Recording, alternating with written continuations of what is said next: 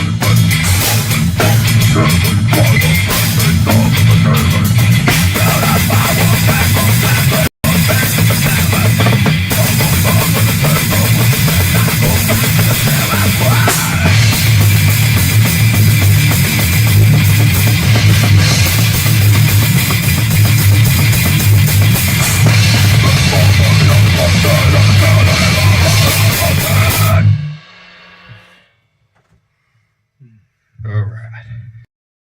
The song is entitled Bloodlines of the Uprising. Let's do it.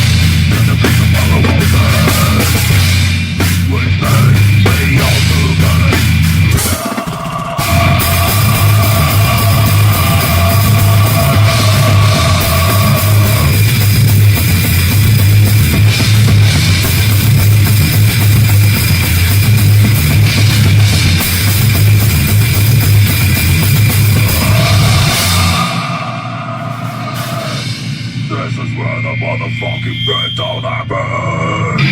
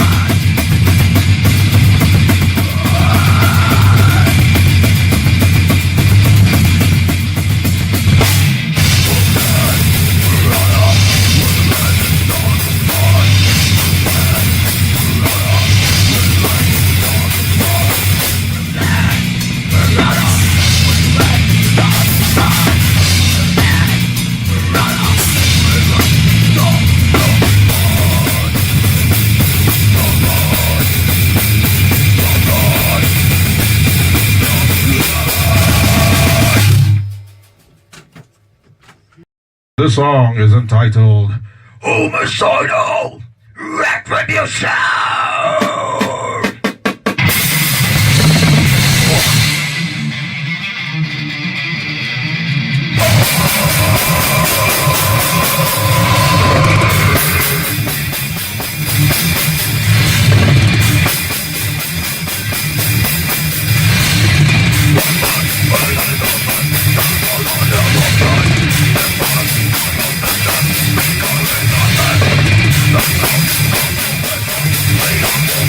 Right.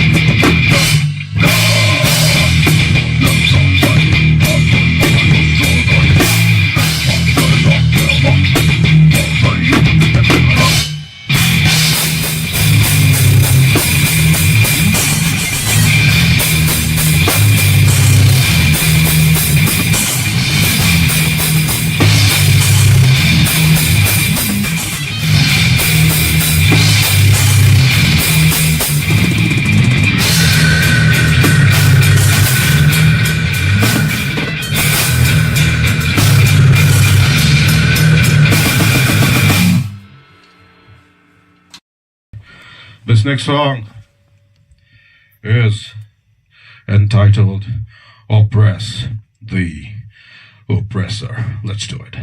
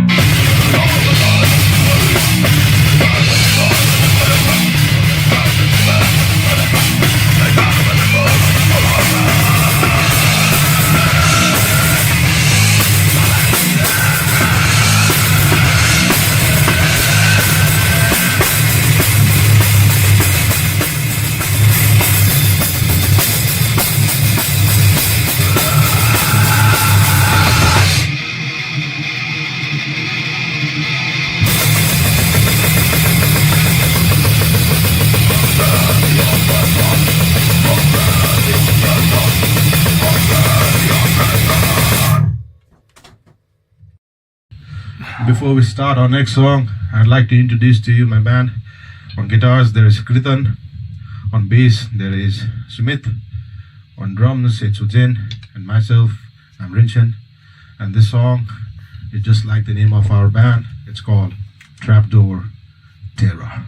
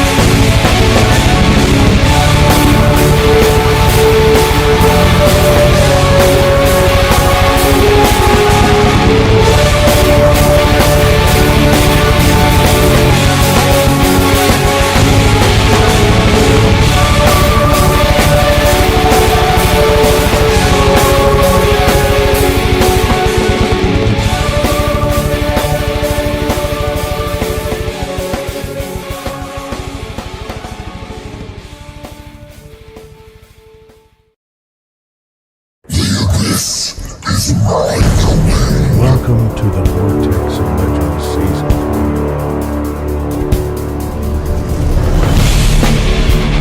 Immortality or death! Tremble!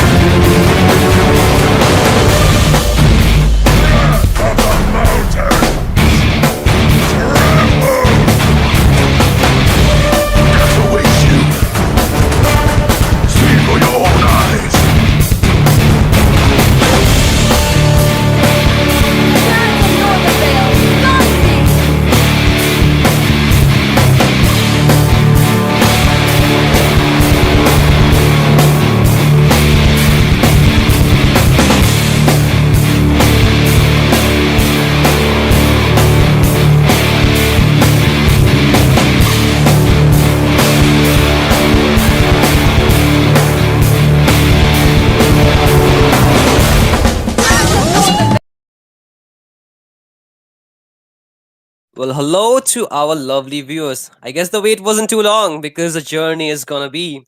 Because tonight is the night when the grand finals will take place, and like I mentioned in the beginning, this is gonna be between Team Stepbros versus Team IGN. And what we do not know about Team IGN is the fact that they are and have been soaring in the sky like the great phoenix, and tonight let's see if they can spread their wings high and radiate the golden rays that will come through their wings of flames. Or will it be the wounded tigers, I mean, the wounded lions, of course, going ahead to hunt down their prey? Will they be able to bring down the wings of this phoenix? Is the question. But now, I think I haven't introduced myself and my fellow host, I mean, the fellow casters for tonight. I am Shinryu, who's gonna be your caster. No, sorry. I'm gonna be Shinryu, your host. I'm just kidding.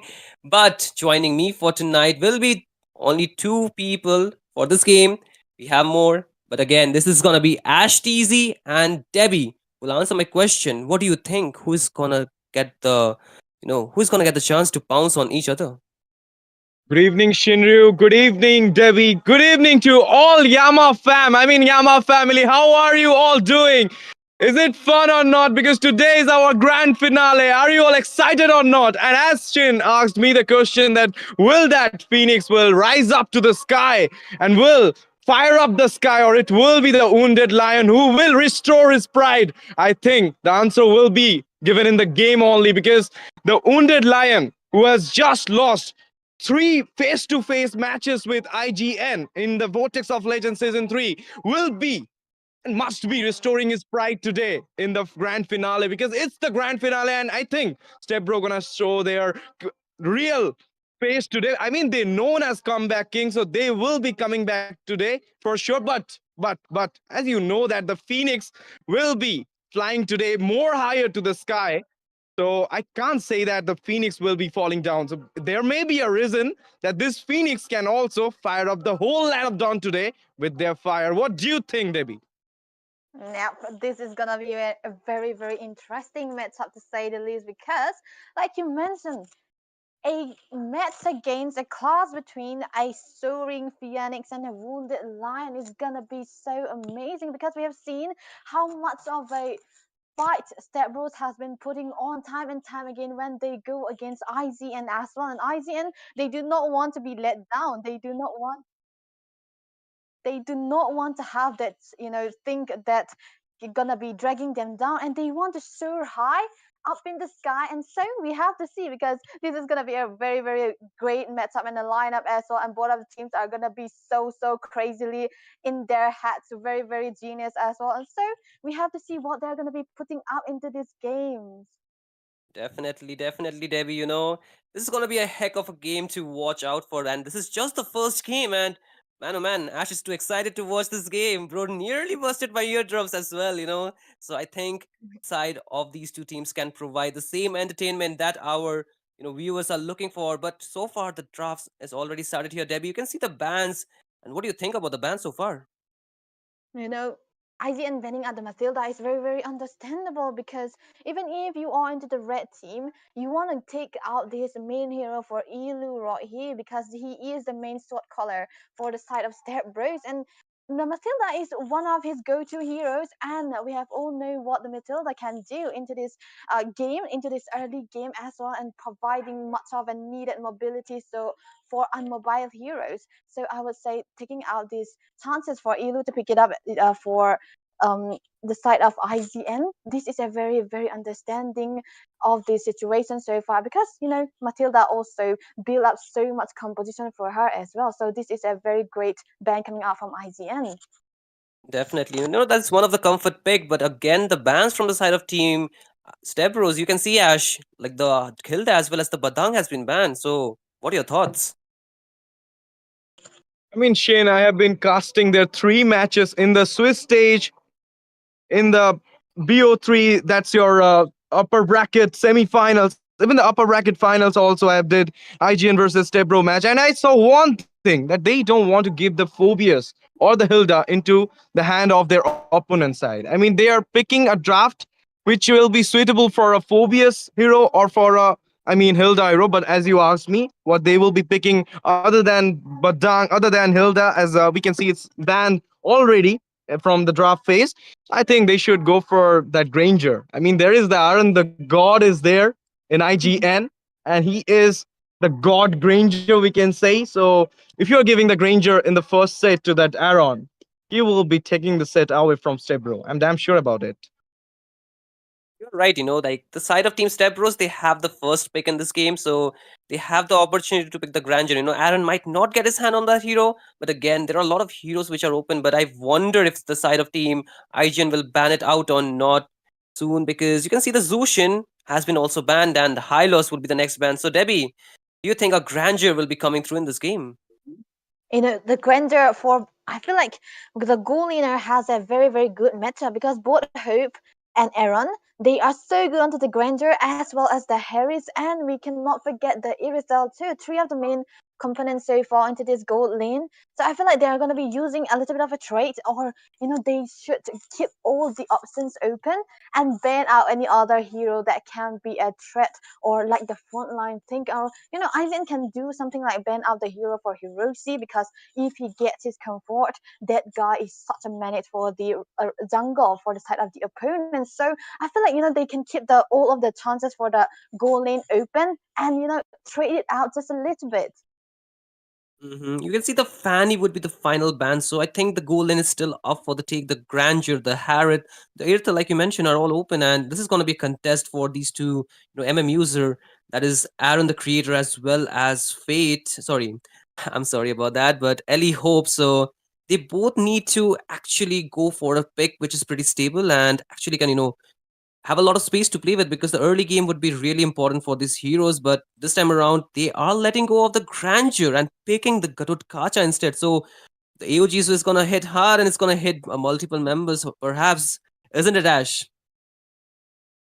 Sure, sure. It will be hitting multiple members, but Shin, you shouldn't be sorry about that fate thing, because I mean, this is obvious thing in every tournaments, in every finals, we see fate versus Aaron the God. But this time, for the first time, I'm seeing Stepbro in a grand finale of a tournament at India. So it's fun to watch for sure. I mean, how Ellie Hope gonna play against Aaron the God? I want to see that because I mean, I'm very excited for that from the beginning. That it's IGN versus Stepbro. I was hoping that day that Stepbro should win the lower bracket finals and should come to the grand finale to again face off with this IGN. It's just like the IPL season. I mean, Mumbai Indians going against Chennai Super Kings for 4 times, and they be winning the finals also. But it can be anything. I mean, we all know that in previous season we saw that how in the football I'm talking about in the football how just FC Barcelona fall down, and we saw Real Madrid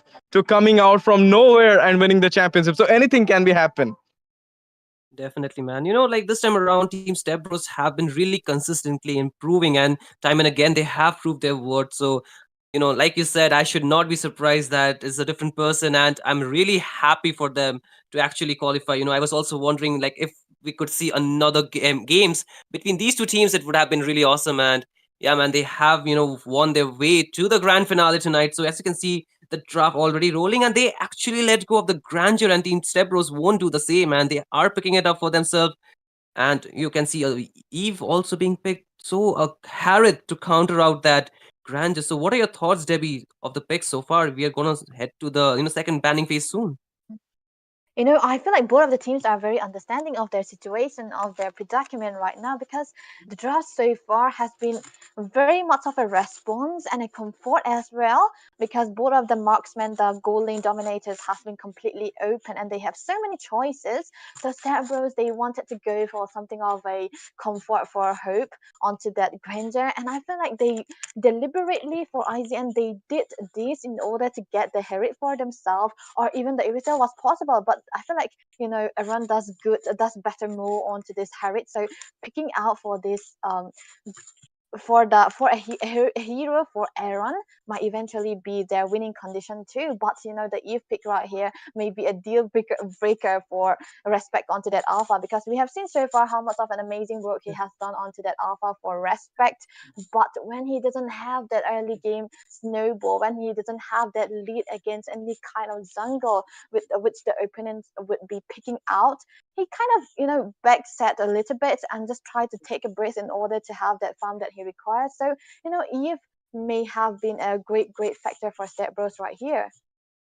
That is true. That is true again. You can see that second banning phase, the heroes which the side of Team IGN would be banning out would be the Shuyu as well as the Fredrin. Really banning out the heroes which have a lot of, key role to play in those team fights. As you can see, the side of Team Stepbros will be narrowing down those mage picks. But again, to our viewers, actually, I almost forgot that we have a giveaway for you guys in every game. And for this game, if you can guess the MVP of the match within the 5 minutes, the first 5 minutes of the game, then you will be winning 50 diamonds. So drop your guesses right now, and who knows, you can get lucky tonight. But don't spam. You can only get one chance. So think about it and just give a right guess. So again, going back to the draft, Ash, you can see the Tigreal has been picked. So what are your thought about that set maker? Yeah, obviously, I mean, Tigreal from Zozen side, it will be a nice pick from Zozen. I mean, right now, if you look after the team statistics from the side of IGN, they have the Alpha in their side, the Phobias, and right now the Tigreal into their pick.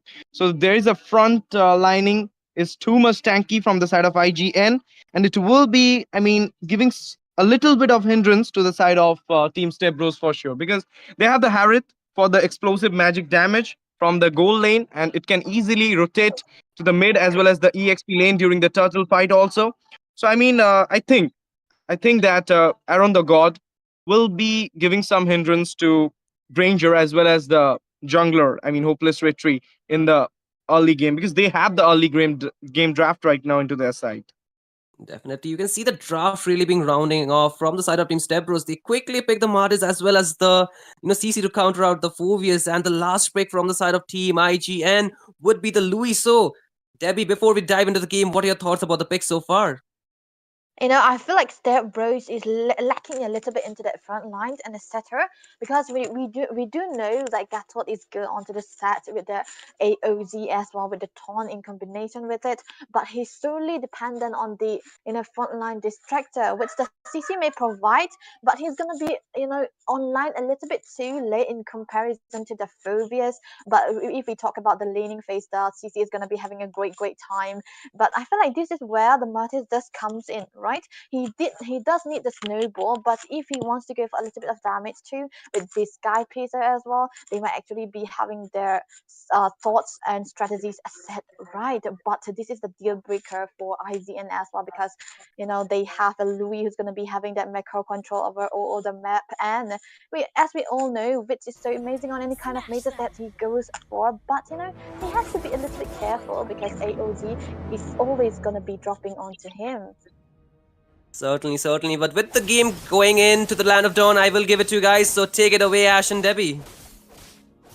Sure, Shin. Guys, welcome to the Land of Dawn for the grand finale at Vortex of Legends Season 3, powered by Yama Esports. Today we have the two top teams of Yama Esports, not only Yama Esports, but also two top teams of India right now clashing with each other for the fourth time in this tournament. And this tournament will define everything for these two teams if they're gonna have that chance to crown themselves as the champion of the Vortex of Legends Season 3. Let's see, will Stepbro restore their pride, or it will be IGN who gonna roar in the sky with the fire by their guts? The Phoenix, the gutsy Phoenix, the soaring Phoenix. Let's see what happened, Debbie. The both the junglers have started their aggro right now. Yep. I feel like this is going to be a slow pace of movement for the mid lane, because both of the mid laners are just going to be looking for the mid control, because this meta is heavily dependent on the mid lane rotation.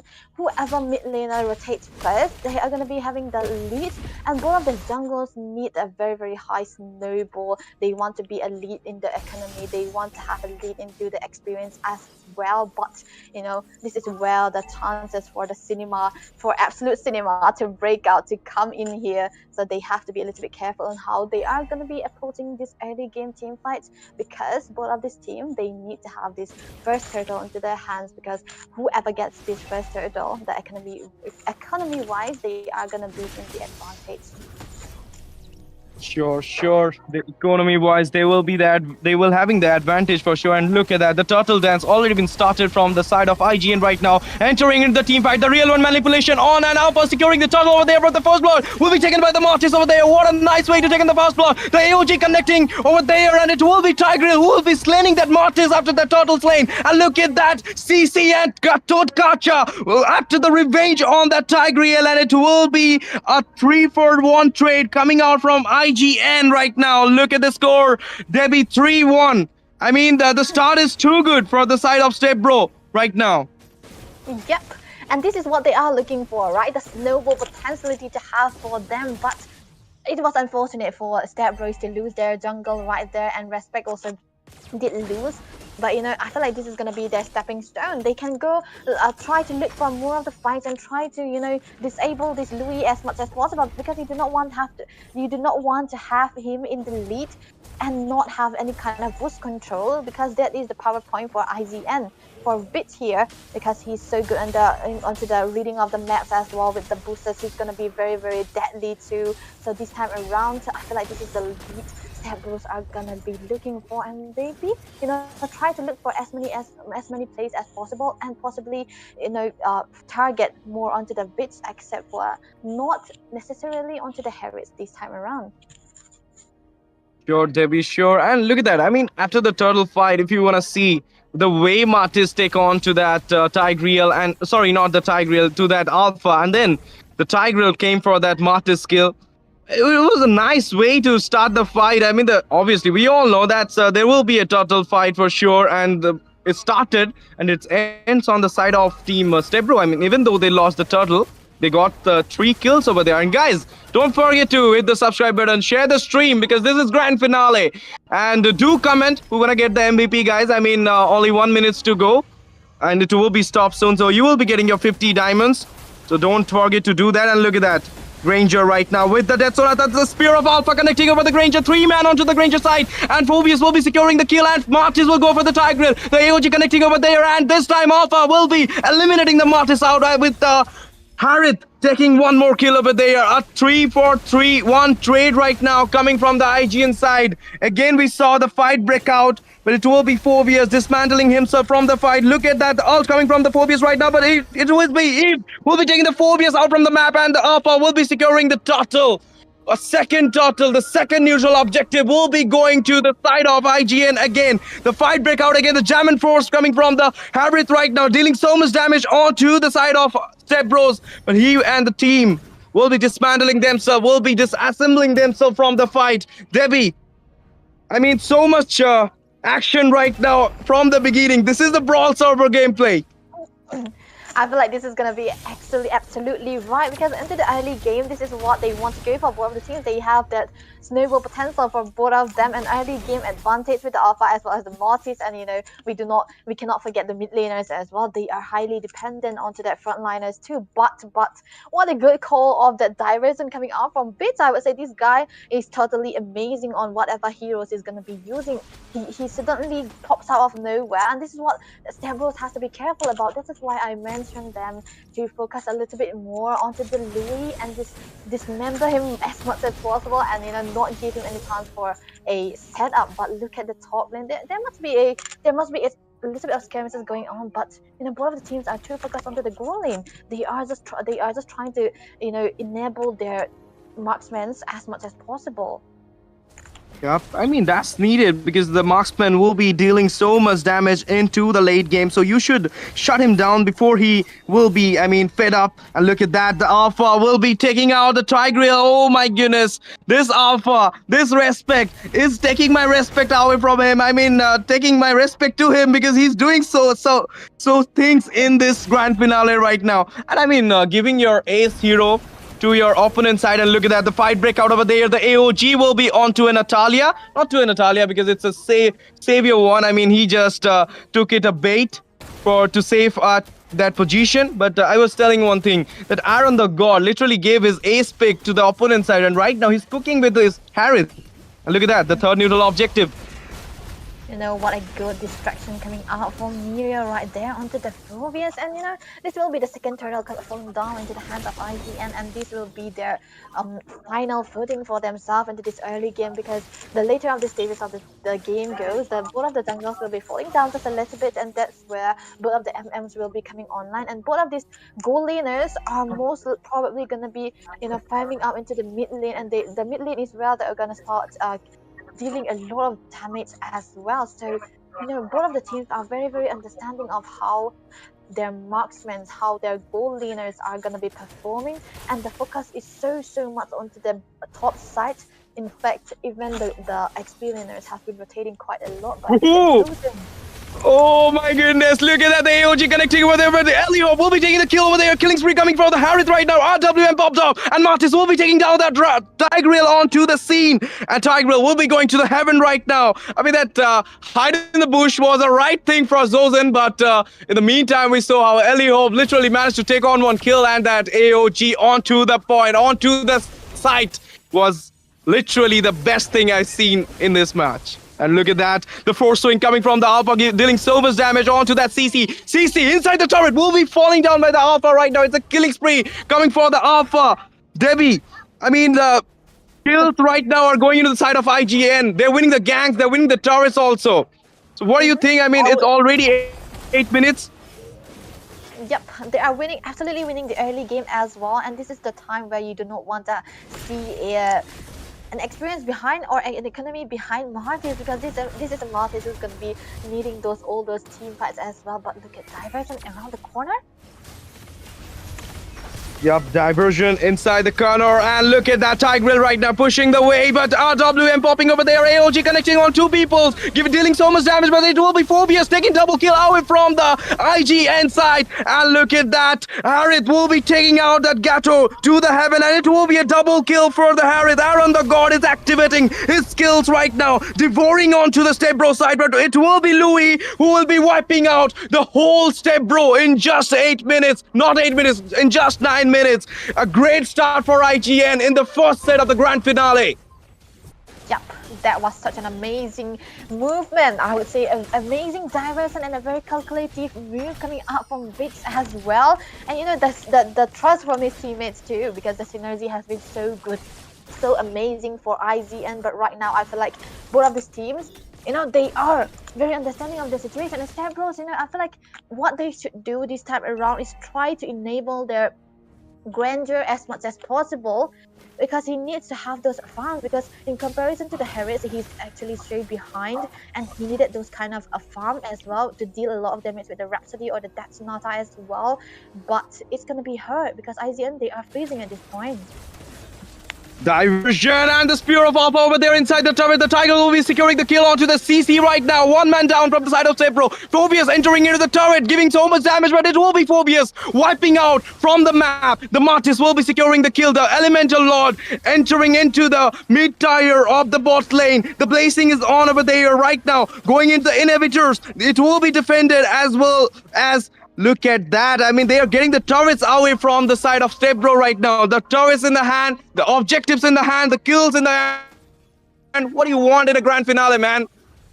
I feel like this is where IGN are showing their motives, right? They are showing Stepbros that they will not fall down into their hands. They are still trying to soar high, not gonna be falling down just into the hands of this, you know, wounded lions, because we have seen so far what kind of movements they are making, what kind of synchronization they are pulling out. And you know, whenever there's a divergent play, we are gonna see a bloodbath and a lot of domination coming out from that yin yang reaction as well. A lot of CC too, and there's not much Ilu can do onto this Gatot as well. Even though so much of a stun or a taunt or a, you know, a knockout, an airborne knock has been committed onto him, there isn't much he can sustain to, because at this point Stepbros are so behind. They do not have the lead. They do not have any kind of farm or a damage potential. And worst case scenario for them, they do not even have a late game potential heroes. Even though the Granger is there,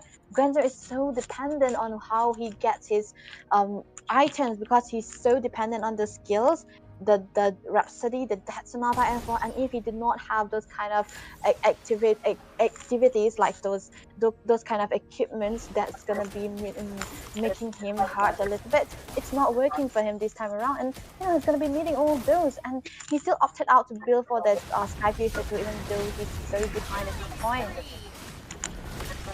The Zaman Force over there, killing spree coming for the Harith right now with the AoE damage coming onto that. Look at that, the save coming from the Gato with the AOG. I mean, not wasted, because he just want to get back into the track, get back into the base, but the Granger is entering into the fight, but it will be Phobius taking out with the Martyrs out from the map, and the Gato will be taking the instant revenge with the help of the Inhibitor turret. Getting inside the turret, the Harith is getting so much damage with the Rhapsody coming on to the Harith. Granger will be shutting down the Aaron the God over there, but in the meantime, we can see in the off camera that the Alpha and the Co are taking off the Elemental Lord, not the Elemental Lord, but the Luminous Lord onto their hand, and they will be securing it. The second, not the second, but the fifth neutral objective will be going to the side of IGN right now. I mean, they are literally playing objective specify, as well as turrets are getting fall down from the hand of Stepbros. So right now the situation is very bad for the Stepbro, but inside the turret, getting that Alpha over there, the Spear of Alpha coming for the save, and he will be retreating with a Winter Crown. No, it will be Granger. Shut down, coming for the Alpha right now with the AOG over there. Double kill for the Granger. Ellie Hope is online, and look at that Louis taking one kill over there, and as well as we can see Granger dealing so much damage onto the Phobius, but it will be decimation coming from the Martyrs right now onto the Phobius. Will be taking the kill, and a shutdown onto the Granger. Ellie Hope, double kill for the God. Aaron the God is online, and he will be taking 2 kills away from the Stepbro right now, going for the 3rd kill. Let's see what happens to the Zaman Force, and it will be a triple kill for the Harith, and the Martyrs, the hopeless retreat, will be going out from the Land of Dawn, will be going to the heaven right now. Only one member of Stepbro, the Luminous Lord, going into the bot lane side. Let's see what happens. Debbie, do you think they will be defending this Lord, or it will be the end of the scenario? There's only one chance for them. If they manage to kill this Harith in time, they will be able to defend it. But look at the diversion plays coming on. The mega kill coming for the Harith right now. Luminous Laws inside the base. The Rhapsody giving so much damage onto that Harith right now. And look at that.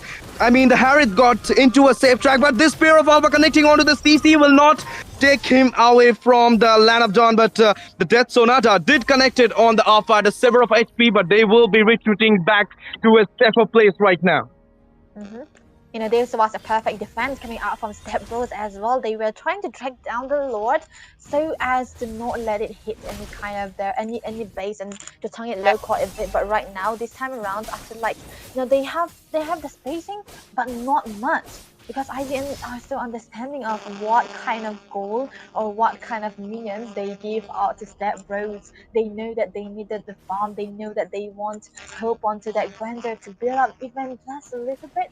But they are denying all this. They're setting up for a different kind of gameplay. They are just moving around the map, just not letting the waves come in, not letting it crash in as well. And worst case scenario for Stepbros, IGN, they have a diversion, they have a surprise factor that will be coming into play, and understanding that IGN are a very, very great team who understands what kind of map they are playing against, what kind of teams or squads they are playing against. They know exactly where to take fights. But look, diversion.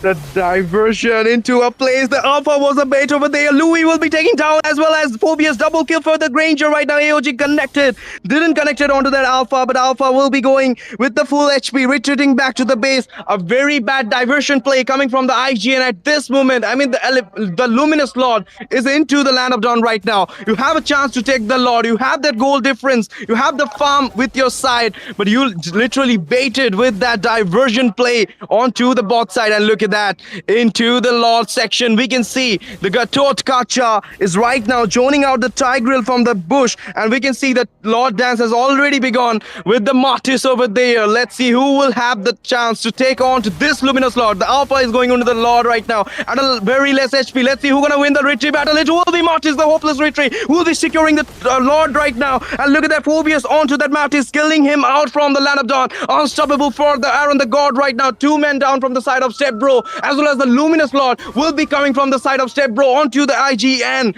But what do you think, Debbie? I mean, two men down. Luminous Lord is coming onto the base of IGN. Will IGN manage to defend it? I mean, they have the third tier, second tier turrets into their front line right now. So, I mean, definitely they will be defending it. But what do you think? This actually might not be the end, but hopeless retreat. I would say this guy is not hopeless on retreat. He's literally hopeful on the retreat, and just securing that Lord might actually be finding them a little bit of space. Yeah, they did lose the members, but look at that! Okay, the diversion, and right now it will be Louis securing the kill onto the Granger, as well as Eve getting down over there, even though the Luminous Lord into the side of team Stepbro, they are falling down right now, and the Phobius went for the base, went for the 3 kills of Stepbro, and will be taking down for the greedy move by the base right now. Even though, I mean, he is the EXP laner, he should go for that thing. I mean, Alpha and Co were in the back, but it's okay. I mean, he falls down in that process. I am a little bit skeptical at this point of the picks of Stepbros, because they are picking out the heroes that literally have a good early game, but right now they are so behind. They are just hugging the towers, and at this point, it's not gonna be them making the plays. It's gonna be IZN who's gonna be making the plays with the diversion as well. And we have seen time and time again how Vitz has been so perfect on the diversion. He managed to slip up just a little bit into the red side, but yeah, it is actually fine because they are so ahead at this point. And Stepbros, they clearly aren't finding their footing just yet. And if this happen even even a little bit longer, they might eventually lose this game, because for the side of IGN, they have Harriets, they have Louis is gonna be CCing them time and time again. But we cannot forget CC onto this Eve. The true damage, the damage and the slowdown coming out of the Eve, they might try to play around those, and Hope can just deal the damage so from afar if they manage to have the real manipulation. Look at that, the implosion onto the side. Monster kill for the Aaron the God onto that Eve right now. Spear of Alpha connecting onto the one people, and AOG for the save right now. Going to back to that base. 4-man, 1-man down from the side of Stepbro. The Luminous Lord, the 3rd level Luminous Lord will be into the Land of Dawn in just 12 seconds. And this will be the Lord of the match, because it will be, giving that vibe that it will be on whose side, I don't know, but they will be winning the match, because it's a very late game Lord. And right now I will not talk about the goal difference, because it's already late game and you have a full set of builds onto your sides, both of the sides. And look at that, the Lord Dance already started. They are distracting the teammates and going for the implosion right now with the Spear of Alpha, giving so much damage onto that Katoth Kacha, godlike for the Aaron the God. And it will be Phobius deleting that CC out from the map right now. 2-man down, and they are not retreating back. They're going on to the Stepbro right now, and the Lord is totally spared down right now. Let's see what will happen. Debbie, what do you think? Will they go for the Lord, or will they go for the kills right now? Because we can see the minions are also marching down towards the base of Stepbros. They can literally go for this base right here, because the movement coming out from IZ and Stepbros is actually imperfect. But look at the real world manipulation with popped again. Real one manipulation will be popping over there, but Legendary coming for the God right now. They will be going for the base with the minions helping them, and it will be a 1-0 for IGN right now onto Stepbro, because they will be securing the first set into their hand. The Soaring Phoenix will be firing up the whole Land of Dawn in the first set, and the Wounded Lion will be still stay wounded. They will not have the chance to restore their pride in the first set. But guys, just think about it. It's just the first set, and it went for 20 minutes match. Just think what will be happening in the late of night today. So much drama, so much excitement, so much cinema into the Land of Dawn in this match happening right now. Easy game for the IGN. They started with a very best setup, but still, Stepbro didn't fall down.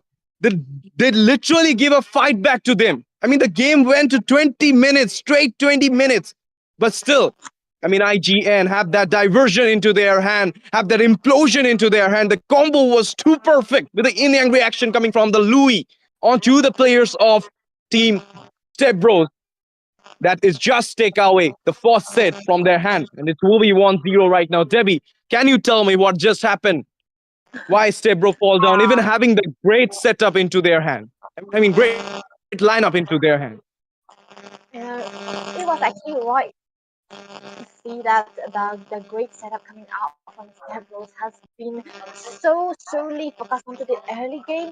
They didn't manage to secure any kind of late game potential or any kind of late game security. And if they lose that early game, they're surely going to be losing the late game with this kind of composition right now. But I feel like this is going to be a very very great choice for Stepbros to just step back into a perfect time and perfect position and came out with a draft too.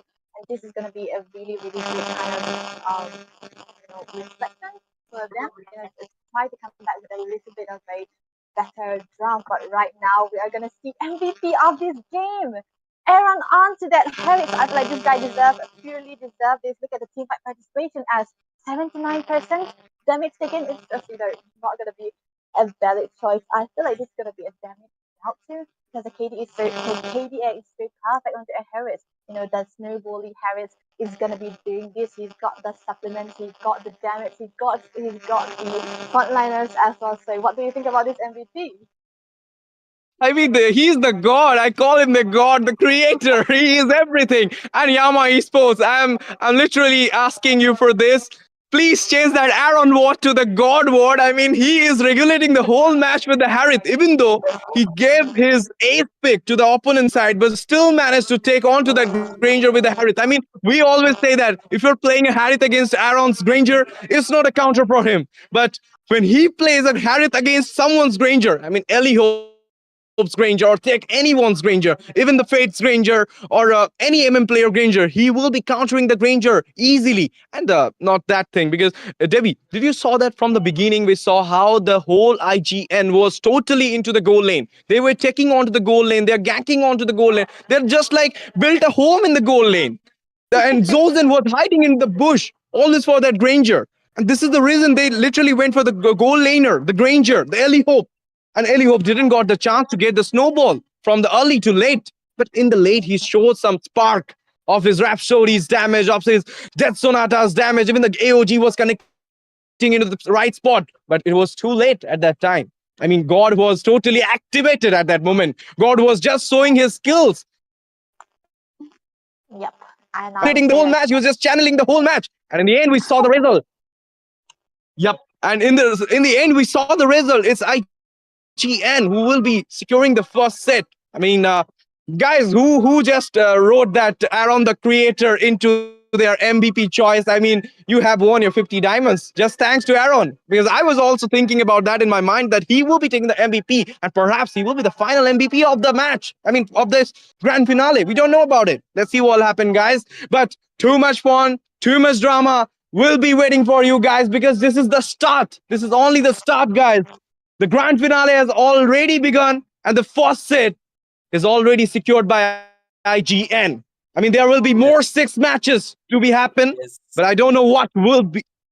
Yes, Ash. Yes, Ash. You're too excited that you even forgot me. I'm kind of heartbroken at this point. You forgot your own Dada. So yeah, Ash, I see like your energy needs to be content because we have a longer night ahead of us. So yes, this was just the first game, and yes, Ash and Debbie, like you mentioned, the statistics already speaks for itself. It was not an easy game. Like 20 minutes was a long time, but again, well fought by both these teams. And you know, Ash, I need to rehydrate you before you actually burst out because I think you'll spend a lot of calories, isn't it, Debbie? yep. I So mean, yes, guys. Mm-hmm. obviously, I was preparing myself for this grand finale, and I'm happy that you just gave me the intro match. I mean, I'm very much happy for that. I'm very much excited right now because this IGN versus Stepbro, they are fighting for the fourth time, and I must say that the comeback kings have shown the real fight today. Even though they lost it, but they literally saw the 100% performance from their side. And I think that they will be taking the sets to the seventh. And not me only, the whole Yama family, even our viewers and whole casters deck want that the match should go to the seventh set, because it's what we all want. I mean, a competitive match, a competitive grand finale. We all want that.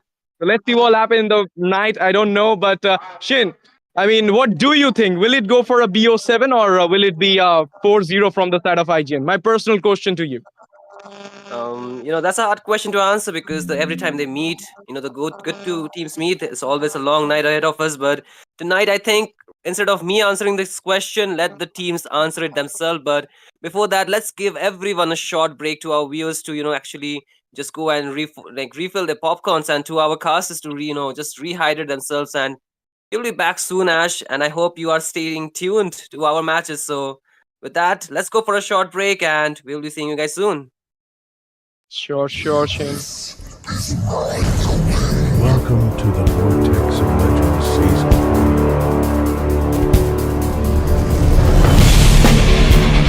Immortality or death. Tremble!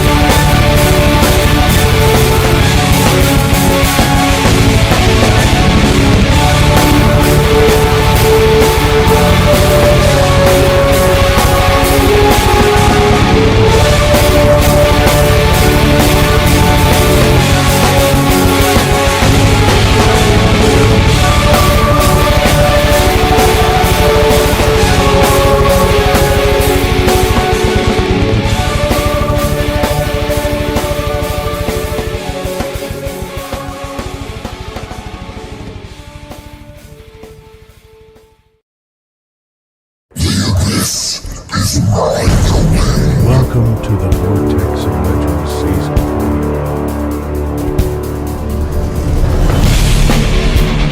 Immortality or death! Tremble!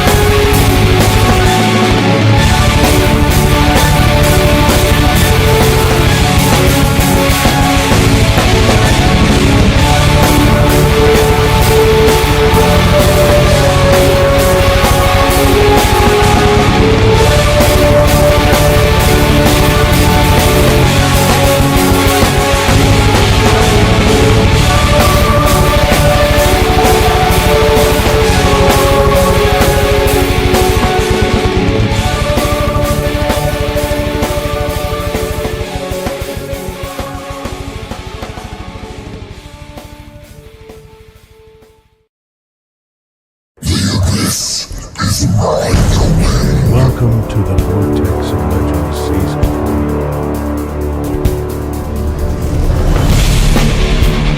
Immortality or death!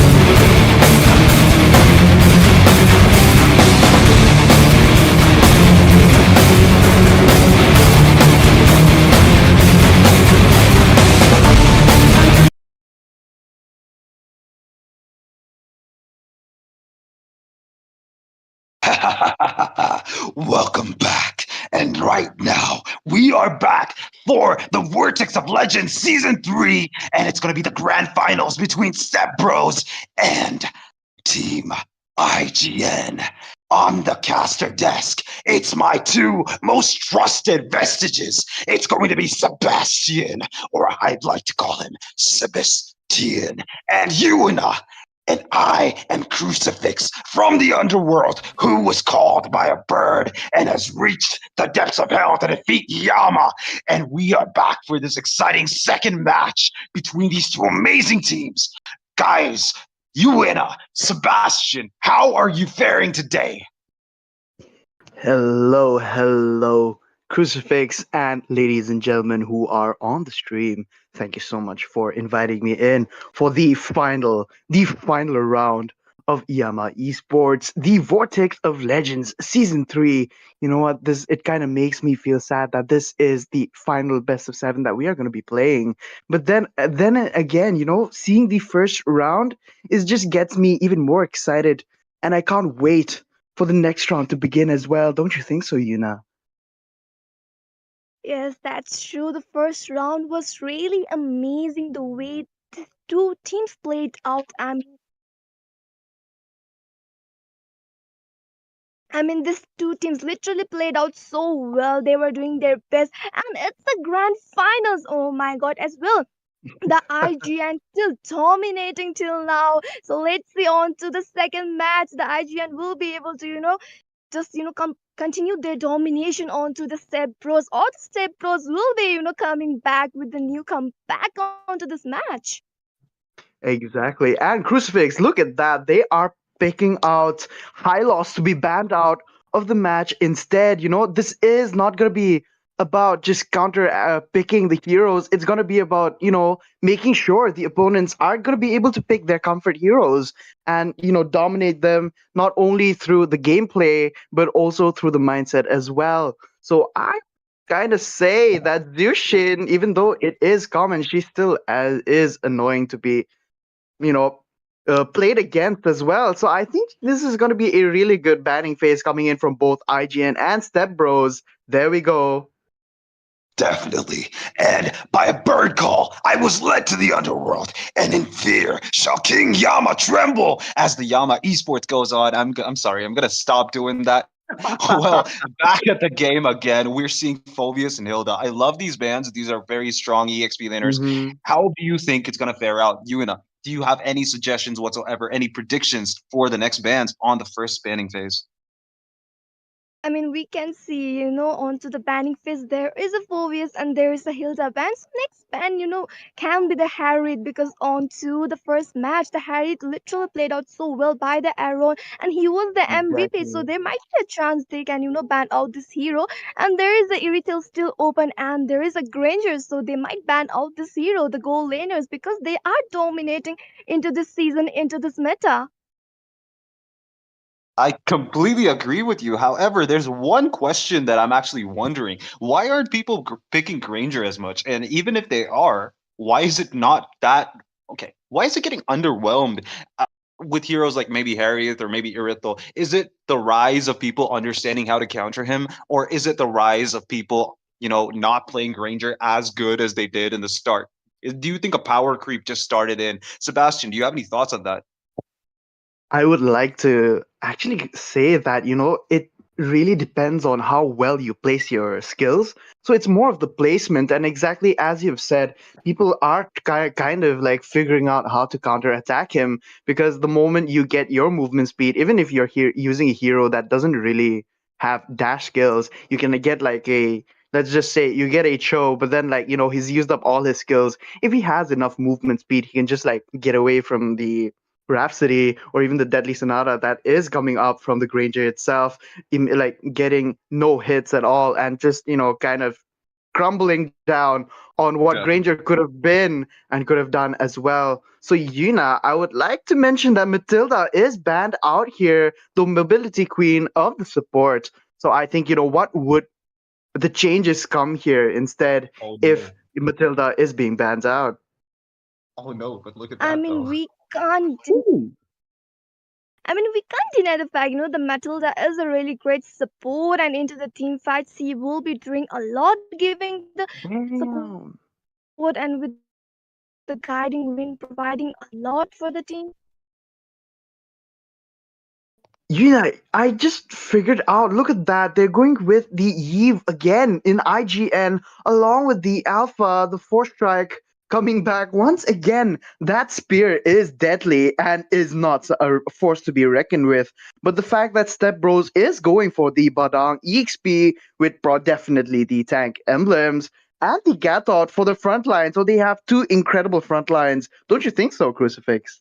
Yo, imagine this, okay? Abaddon goes, creates a wall out of nothing, and sets up a perfect three, maybe five man ultimate AOG for the side of Team Step Bros. That's going to be insane. And especially with the fact that Badang and Fanny have Oh. such good coordination, dude. Imagine a Mhm. wall just being popped out of nowhere, thin air. It just comes out, and Fanny starts wall spamming in that simple area that Badang just creates. That's going to be crazy. However, both of these teams are in the depths of hell. Both of them want to get the victory. It's the Yama Esports Tournament, the Vortex of Legends Season 3 that's going on, and it's going to be it's going to be insane. Okay, as I'm Exactly. seeing the Iritho getting banned off and the Harriet, that means Granger has free reign. Like I kind of mentioned this, but both of these heroes kind of counter him. Do you think Yama? No, I. Do you think Step Bros have a counter to the Granger on the gold lane?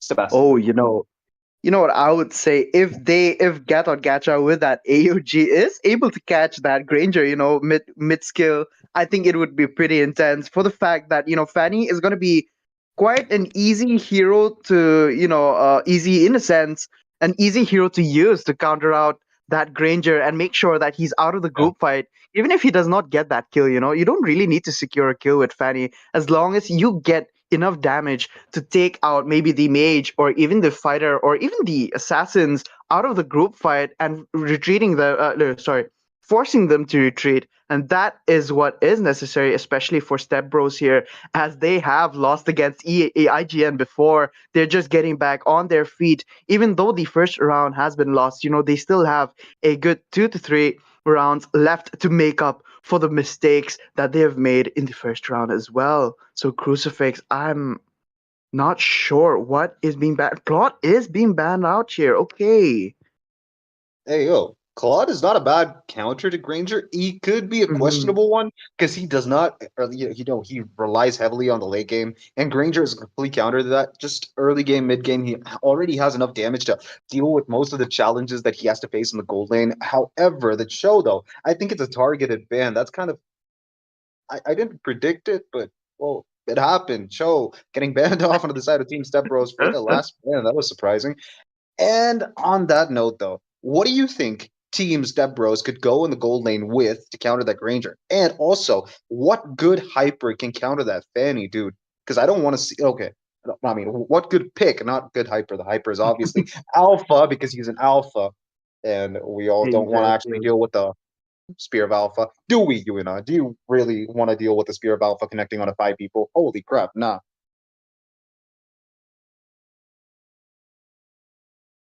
I mean, the Alpha will be doing a lot into this match, and already we have seen, the respect going with the Alpha. Alpha's gameplay is so amazing, and the Spirit Alpha connecting onto the team fights will be giving a lot of damage as well. He is the type of hero who's gonna sustain as well, give out the damage, and as well initiate those fights and onto the goal. And I'm thinking about, they can go with the Beatrix pick. I mean, the Beatrix is a type of hero who can give a lot of damage, who has a lot of mechanism, to play out the game, and as well, she will be really good against the Granger, I think. So, Crucifix, what do you think True. about Beatrix against the Granger? Oh, if we're talking about Beatrix, she will directly go for the Blade of Despair, which is going to cause despair for Team IGN. I'm kidding. It might not. It might. I don't know. It's all a matter of how they play it. 60% is on the execution, 40% on the draft. But I'm liking the draft on the side of Team Stepbros. They have a lot of CC. They have a lot of burst damage. They have a Fanny. What else do you want? It's a flying murderer machine. And especially in the Yama esports tournament that's happening, it's the gates of hell that's about to unleash upon both of these teams. They've already unleashed once. They've had a battle. They've made sure. Oh, it's gonna be carry, dude. Sebastian, do you like Ooh, that carry? I wait, what? Carrie, I didn't really expect Carrie. Maybe okay, maybe the Layla would have been better. Honestly, in my opinion, I do not know, but like maybe other people would disagree with me. But I do love the fact that Layla would be of good use as well, especially for the mid game and late game, because that's when she truly shines. And if Hmm. I'm looking at it correctly, sorry, my eyes are like a little blurry. There we go. It's finally clear, and I'm seeing a Farsha for the mid lane of Step Bros. That is, oh my goodness me, that is so toxic. I love it. Oh man. Oh man. I think Farsa's blindness actually blinded you for a second. Isn't that right, you and I? I mean, that's true. That's Oh, true. so, talking about the fact that Lucas was open, that is kind of scary because we all know Lucas, the new hero, is like, capable of going a 1 versus 5 or maybe a 1 versus 6 if we're counting the Eternal Guard of Vixana as well. Like, even before he reaches level 4, and that is instance. True, true. But the gates of hell are open. Sebastian, you and I, take it over, man. You know what, Yuna? I love the fact that Hopeless Retry actually went in to get that red buff first in order for respect. Hands down, full of respect because he is the best retribution user I've ever known in my life. And there we go. They're going in pretty, slow at the beginning at first as well. Eli not looking good here. Gary Vivich almost being taken down. And there we go. Hopeless Retry cabling in so close and getting that kill so securely, and it is not looking good. The first kill goes to Stepbros as well. Yuna, what was that? I mean, the hopeless retry, getting the damage from the early game as well, directly targeting onto the backliner, the Eve. I mean, the Grok wasn't there to, give out a proper vision, so Eve was still helping out, and she didn't saw the Fanny coming in, just Fanny took him down, and already we can see that the carry also getting the kills. The trades are going well for the Stepbros into the early game. Oh man, Hopeless Retry is doing well with the steel cables over here. And he is guaranteeing themselves, a guaranteed early game domination. But, you can't really depend on that as IGN. They're so freaking well known for adapting to so many situations as well. Muriel not looking good over here. But I think he will be able to get away from that as the turtle is finally spawned in as well. 1 minute and 40 seconds have passed in, and this is just the first turtle. It could be the make or break, or it could be useless as well if they lose out that turtle, but they get the kills instead. And there we go. Farsha not in trouble over here as the AOG connects in, but the CC immune takes them away. Ilu not able to save his teammate. What a precious kill that was necessary to be taken away from IGN, and that was close. You know what is happening over here, and I think Respect is getting pushed out of that turtle, and I think they're going to be able to get that. Farsha all the way from the base comes back to steal that as well on a beautiful 1-on-4 on the scoreboard as well. What is happening over here?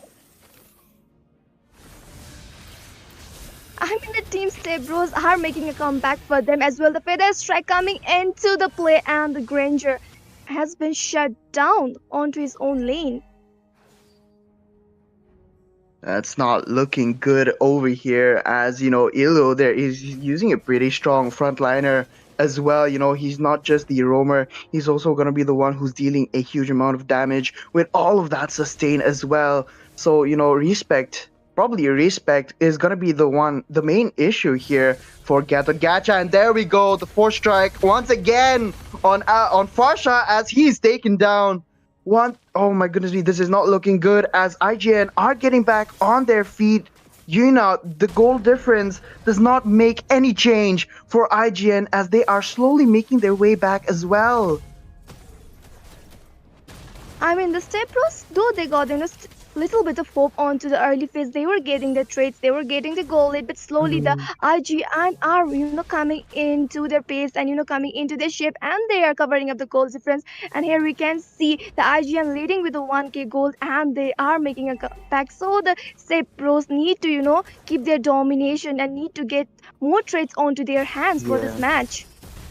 Most definitely. And there we go, the steel cables once again from Hopeless Retry, but Mirio not dealing, not receiving so much damage as I hope to see. And there we go, the steel cables once again with the force strike and the real world manipulation. But I think that was a big mistake over there. The ultimate, the real world manipulation is not there for the turtle fight, and that is going to be pretty intense for the fact that Hopeless Retry still has that retribution. Still gonna be getting that retribution soon enough as Barang over there. Oh my goodness, we look at Farsha. Aaron is in trouble, and I think he will definitely be taken down by that Farsha. A beautiful play. The feathered airstrike struck its opponent so well. So Shen taking away Farsha from the gratitude of getting that kill as well. Mirio taking down Hiroshi by that lucky wall. I think that wall was a mixed mistake. It was a big mistake. You can't really pin down Lucas as he's just going to be taking that away.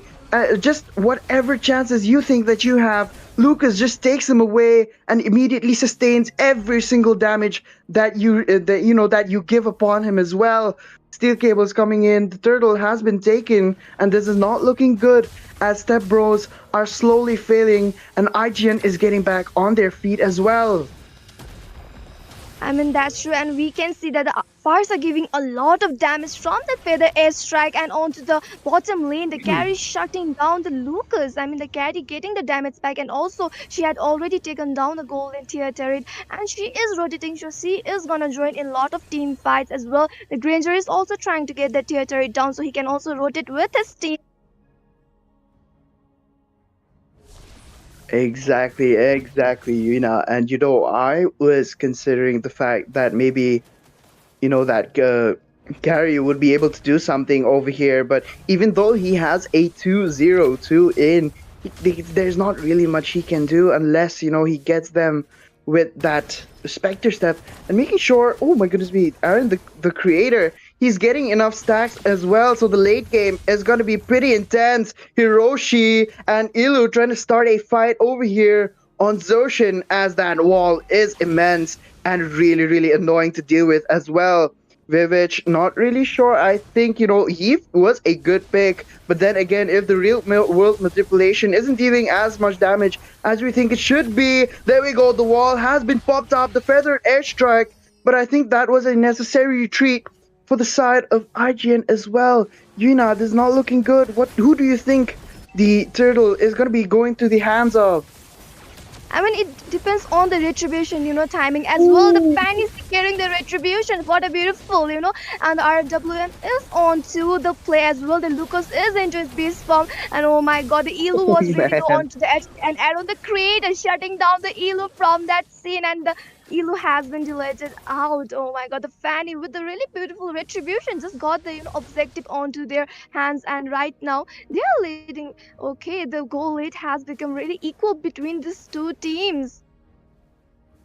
As we are mentioning this, I would once again like to mention that Step Bros have fallen to the hands of IGN, but they've made their way back. And this is not just some final matches. This is their redemption. This is their comeback. And look at the cables on Hopeless Retry as Mirio is taken down. My goodness me, the dancing blades are so beautiful on the hands of a mighty user like Hopeless Retry over here. My goodness me, Respect getting away from that group fight was a beautiful, beautiful play. My goodness me. What is happening over here? Could you explain to the viewers? I mean, this both of the teams are literally not letting each other, to get the trade advantage or get the goal lead onto each other. And right now, the hopeless retro is playing out so well with the fanning cables going in and just targeting onto the back liners, and the control giving a lot of damage back as well. The Farsa also getting a lot of damage. But meanwhile, looking onto the IG, and they are waiting, and they are facing off for the gold and farming up, and we can see another fight breaking in onto the middle lane. The feather airstrike hitting but not able to get on anyone, but still the Farsa try to skate away the IGN to get with that farming onto their hands as well. The And the Fanny going creator, in there with we the go. cables Oh my targeting goodness me. onto the stranger. Whoa, the AOG once again connecting. My goodness me. What is happening over here as Farsha was taken down. The feathered airstrike once again being popped up as Respect gets away from that fight, and that's not looking good. The fist crack opening up to Lucas and being taken out by Hopeless Retry as well. They are making a comeback, and it is possible that Step Bros could win this second round as well. Man, that is... What the heck is happening over here? I must say, bros are making a comeback. I mean, they have to make the comeback because they are a haunted line. So they need to, make a comeback. They need to show they are still into the track, and they will be coming back, and they will be getting their pride back. And here we can see the Lord fight is on, and the gangster sitting down There the we back. go. Bang! Oh my goodness me.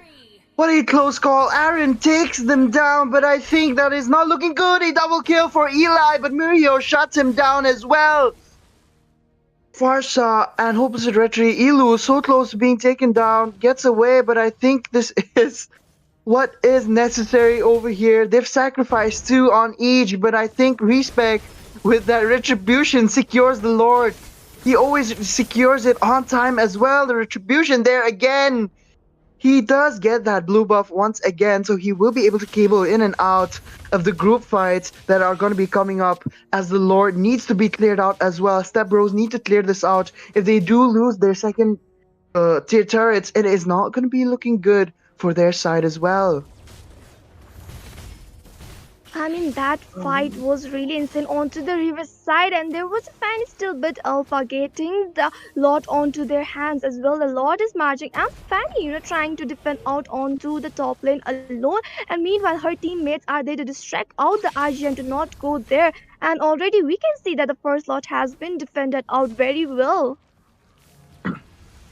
Fog of War happening so well as Zoshin over here walling up what I thought, was them trying to get that Farsha locked on that wall and possibly maybe stun her down as well, but I think he's just going around and getting that vision as Mirio so close to being ganked up there by Ilo and Hiroshi as well.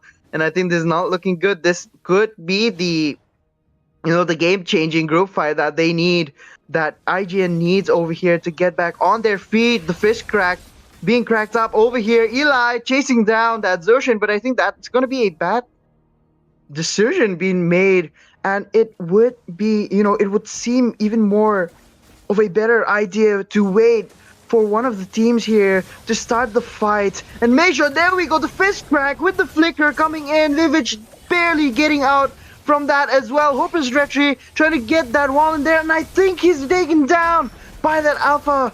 And once again, Aaron the Creator with the beautiful Rhapsodies. Once again, Zoshin taking all of that damage in as well. This is not looking good too. Have been taken down. as the Lord is coming back up in 30 seconds as well. The mid-tier turret is all that's left, and that is what they need. And that, if they do lose out on this, it's going to be really, really hard, as they are just giving away free vision for the side of IGN to just get back on their feet. And speaking of getting back on their feet, they are unstoppable. They were losing in the early game as well, isn't it, Yuna? I mean, yeah, on to the early game, the IGN was not able to, make out the trades for them. But now they are making a good, team coordination and team fights and, getting a lot of trades onto their hands. And right now they are, showing the domination again onto this, Mm-hmm. match as well. The Lord is up to there, and it will depend on the retribution timing of the Alpha as well. The Fanny and both of the Oh teams are man. onto the river area. Both of the team want the second Lord, zoning them out, giving the proper vision. And there is a parcel with a face. The airstrike directly taking down the Lucas. Oh my god. And the Lucas is Oh not there to no. sustain out the damage. Oh, that's not looking good. The AOG has been popped up. Gets respect as well, but that's not looking good. Force strike coming in once again, and Hopeless Retro trying to get that, but I think he has no buff to help his teammates out. And that's not looking good, because he could have easily taken them down as well. And the creator trying to get that kill onto them as well. Look at Farsha, so close to being taken down, but he gets away. No, he does not. Aaron, the creator, with that beautiful placement, takes him down from what was a seemingly impossible escape. Oh my goodness me. Hiroshi trying to get that vision as soon as possible for Fanny as well. It's not looking good, and then we got the fist cracked being popped up as well. The real manipulation trying to guarantee themselves a kill, but there we go. Hopeless Retri getting that kill onto Respect was so needed, and I think this is not looking good over here. The AOG connecting onto Aaron the Creator as well.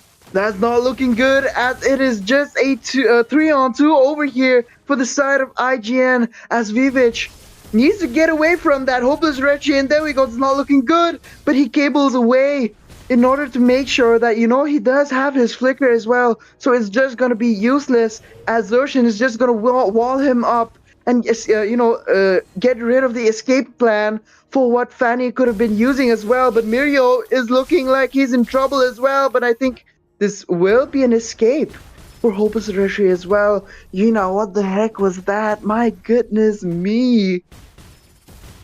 I mean, that team fight was so crazy, okay? There was a RWM onto the play, slowing down the movements of the Stepbros, but Alpha just charged in alone, initiating those fights and sustaining. He got a lot of damage as well. He was taken down, and he is the jungler. He is the main, one onto the team as well. Though he used that Winter Crown, but no, the Fanny was having a lot of damage as well.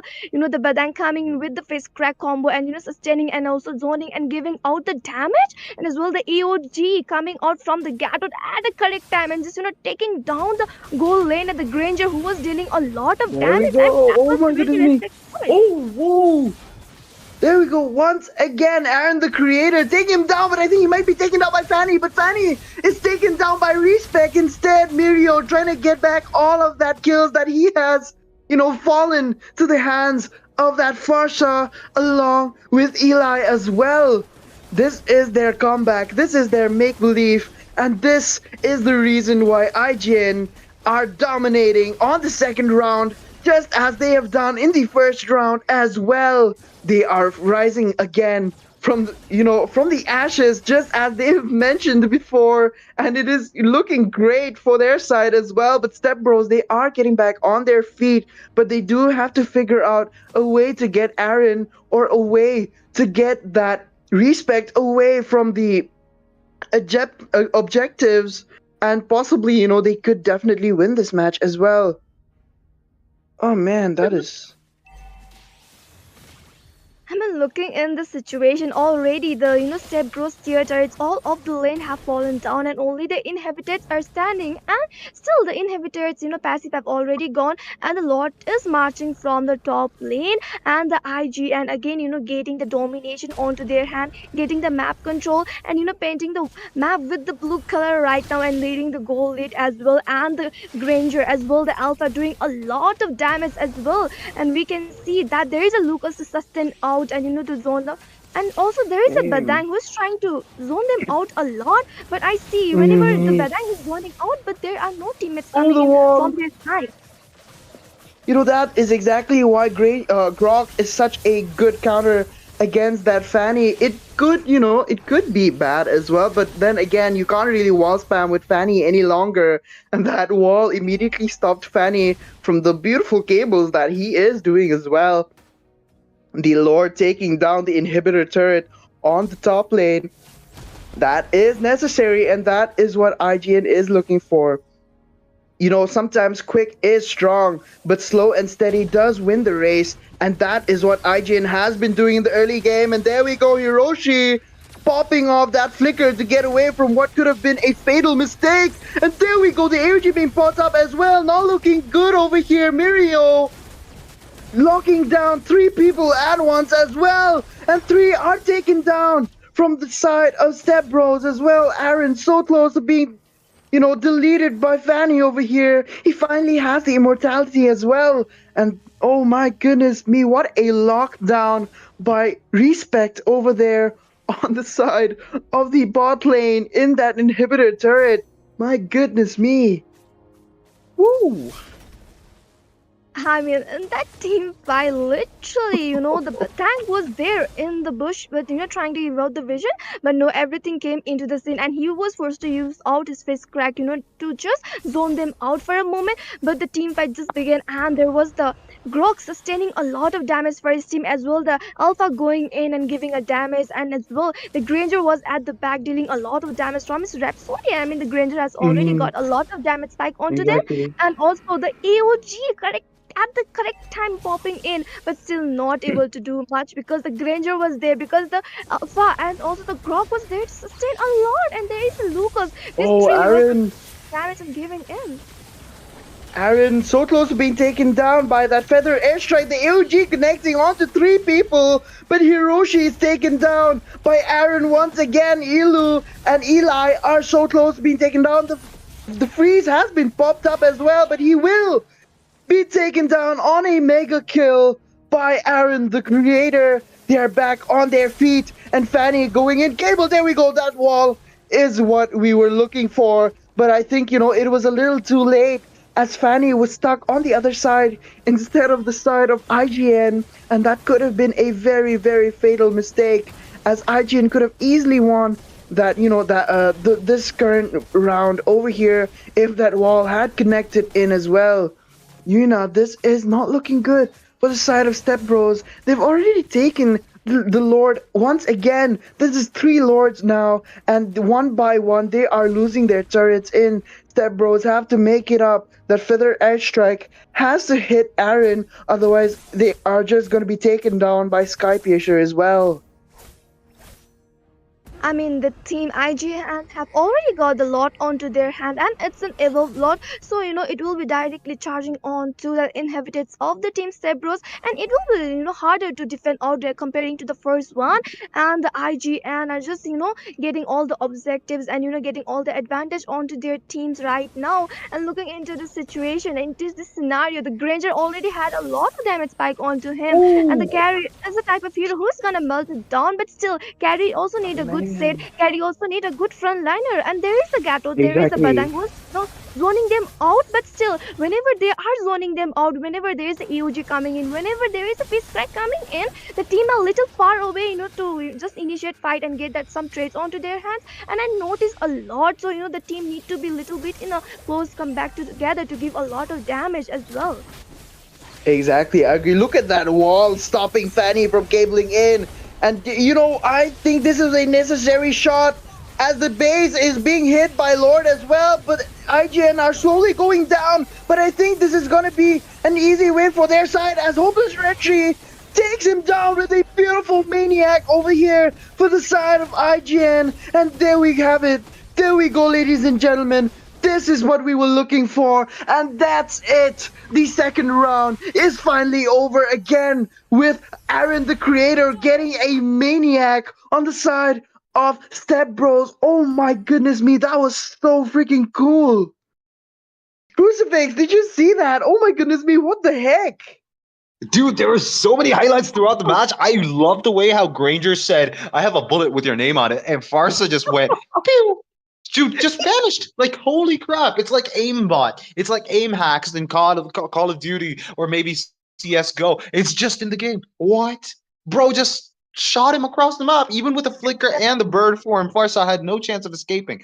And talking about that though, I love the way that Grok put up the wall, but also respect. Okay, after Zozen actually used his wall, Zozen used his Spear of Alpha and pushed Fanny to the other side. He's like, nah, we don't need to actually take him out. We can just go for Lord. No stress. They had no stress in that match No stress. whatsoever. I love the way how IGN just coordinated so well. And also, dude, Aaron, top-notch player, dude. I wouldn't want to deal with this guy in the goal lane if ever I actually start playing goal lane. Of course, I won't. It's always Argus for life. But like, Argus in if the I goal do, if lane. I There do. we go. That's peak, Oh wait, peak mobile 5v5 moment here. It's gonna be Argus yo, in the yo, goal yo, lane and in the retribution as well.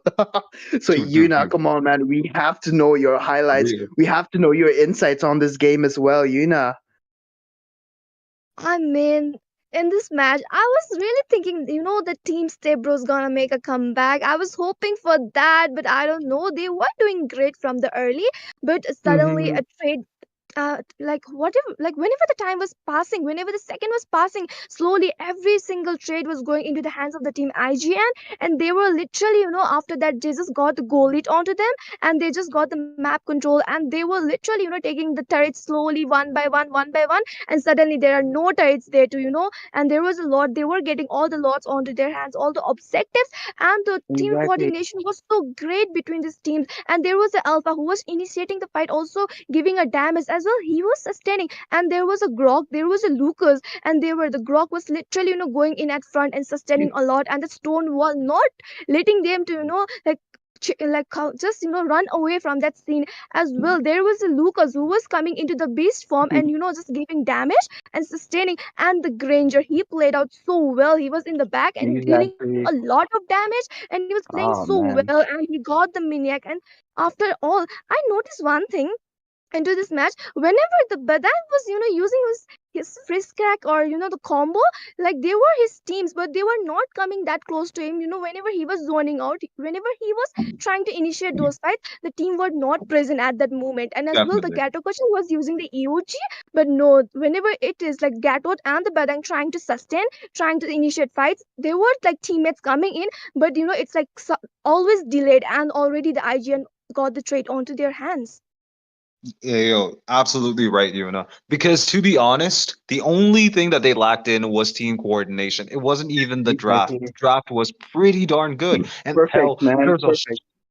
exactly, and there were so many walls in that match, dude. Badang, Grok, dude. What more do you need, dude? We already have a lot of walls in Mobile Legends, dude. The map is filled with walls. What more do you want to summon walls out of thin air for, dude? Holy crap! But then again, these teams played it really well. I love the way how Zozen actually played. He made sure every team fight that he Yeah. actually engaged in, it was beautiful. Every time he wild charged into a wall, again another wall mentioned, but every time he charged into a wall and knocked Barca or marked whoever he actually needed to, he got a good Mm-hmm. trade out of it.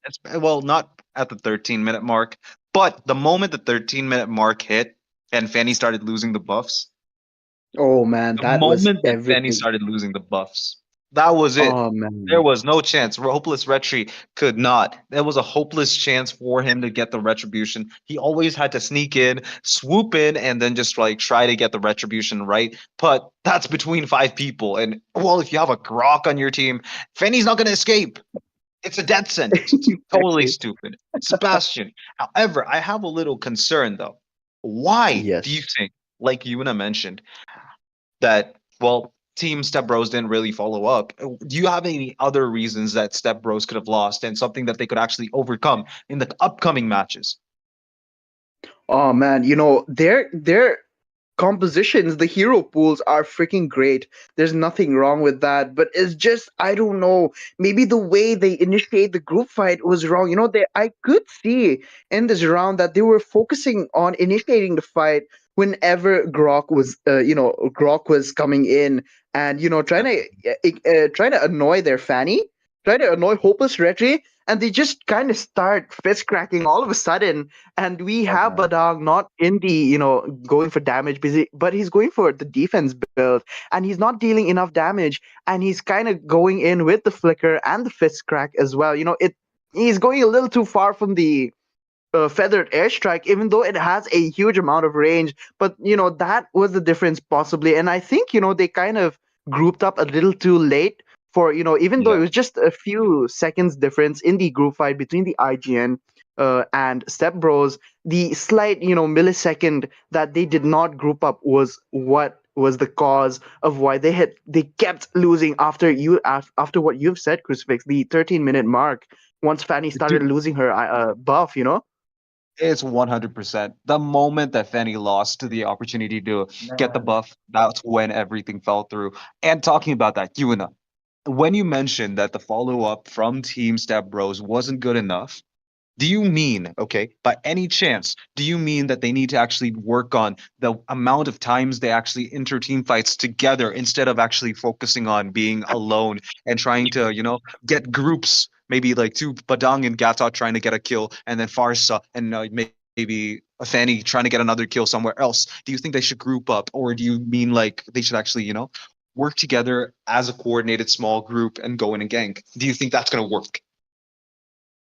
I mean, like they need to walk out, like together in the things, because I noticed, a lot when the Fanny was going, for the backliners, because she is a type of hero who that will be going on to the backliners and taking them down with the Mhm. cutthroat. She has the damage and she can come out with that cables, but still the Badang and the Gadot were trying to initiate a lot of fight, and the Farsa needed to be little close with the tanky, the frontliners, to give out the damage, because the mage should be going with the EXE or either with the roamer to into the team fights and deal a damage. And Farsha had that fade airstrike and it was dealing a lot of damage as well. There was a carry. This carry is a type of hero which is gonna melt down the tanky ones who are into the front line, and she is into the meta as well, comparing to the Granger as well, Harriet and Irital into this season.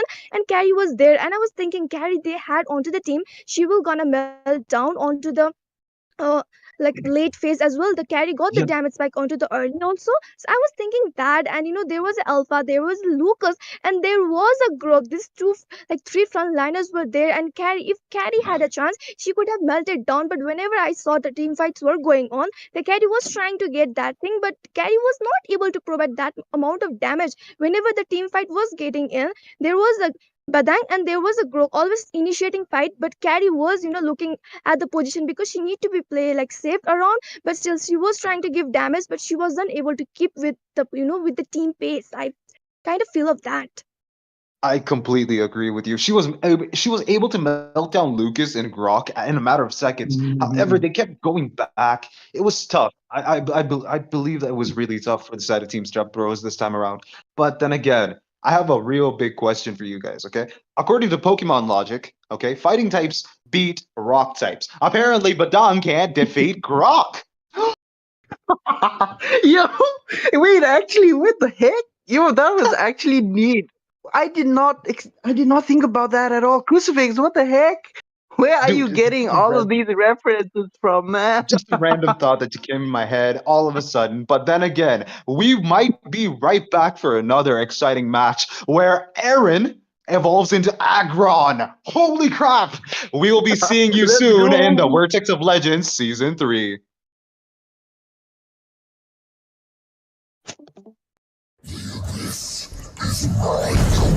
Welcome to the Vortex of Legends season. Immortality or death. Tremble!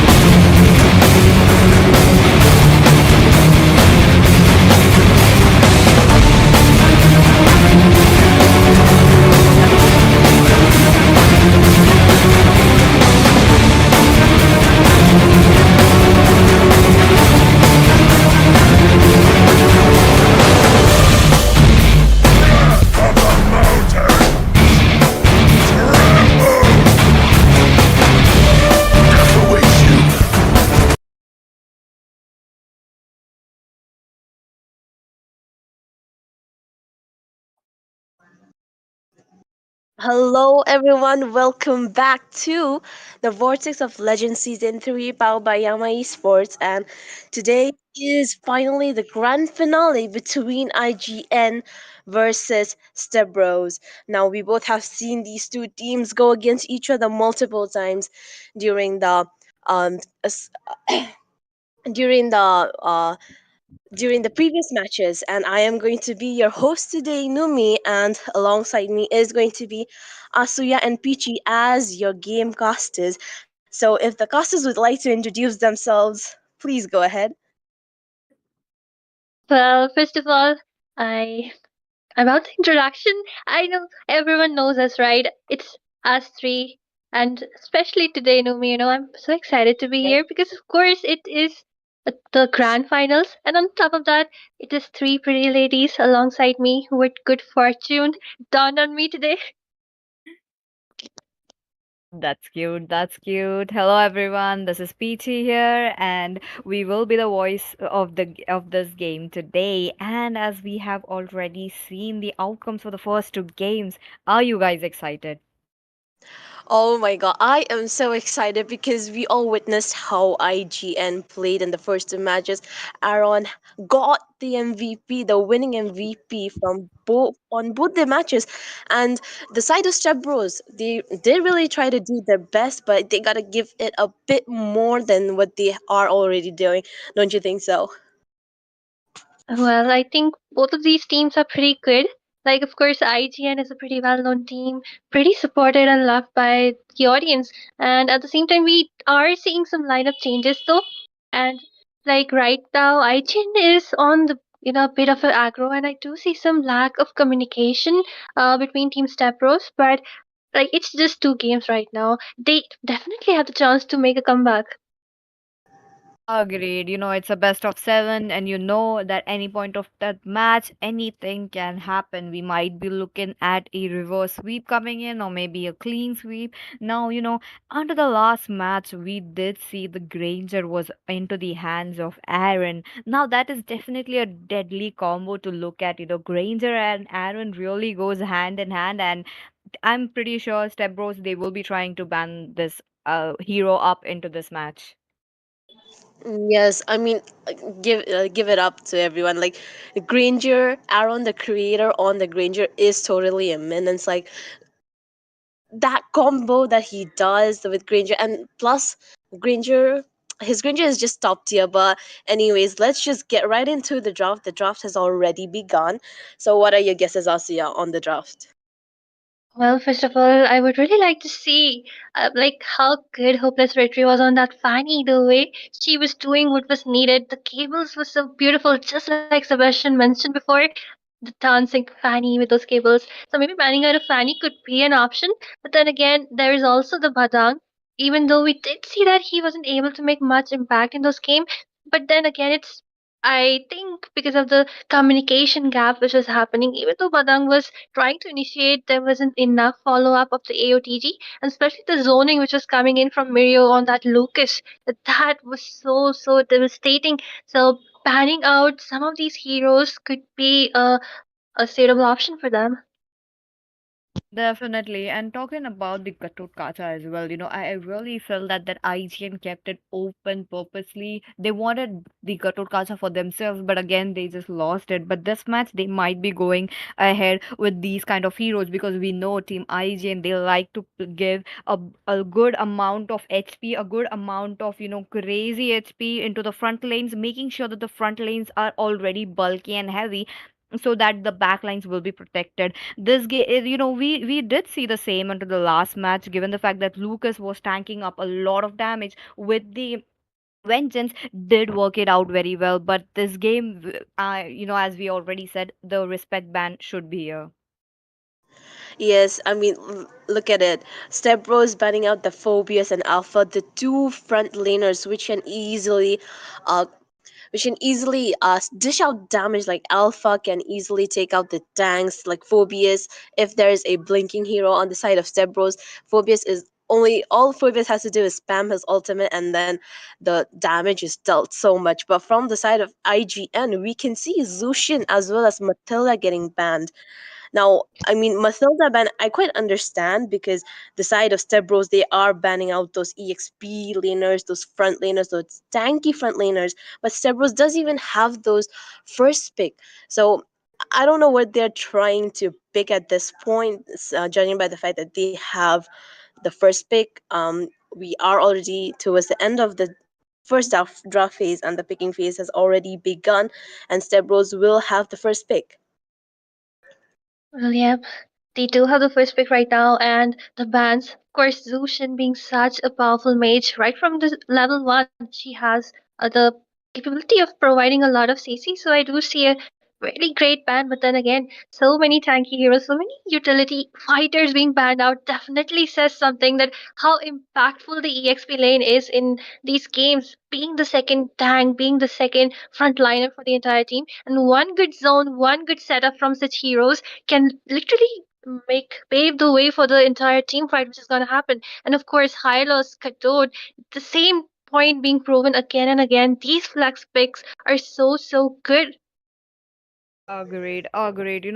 I really like the fact that they are sending tanks onto the EXP lane, making sure that they would be playing around the mid game to the late game. Now, as soon as these heroes hit level 4, the utility that they give into the team fight really scales up tremendously. So, that their presence is utmost important as a jungler coming onto the team fights. But with that, Team IGN as well as Team Step Pros, they are taking a gamble on a Fanny. Will Stebros pick up a Fanny this time because they have still have a chance, and I don't feel like they will be giving into the hands of IGN, but I was proven wrong. There we go. Hayabusa coming into the house.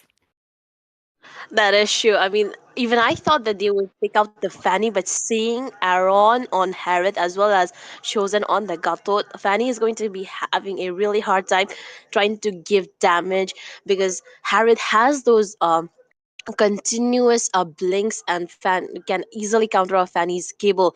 But from the side of Stebros, they got that Irithel onto their side. Now Irithel onto this meta, this current meta, Irithel is really, really good.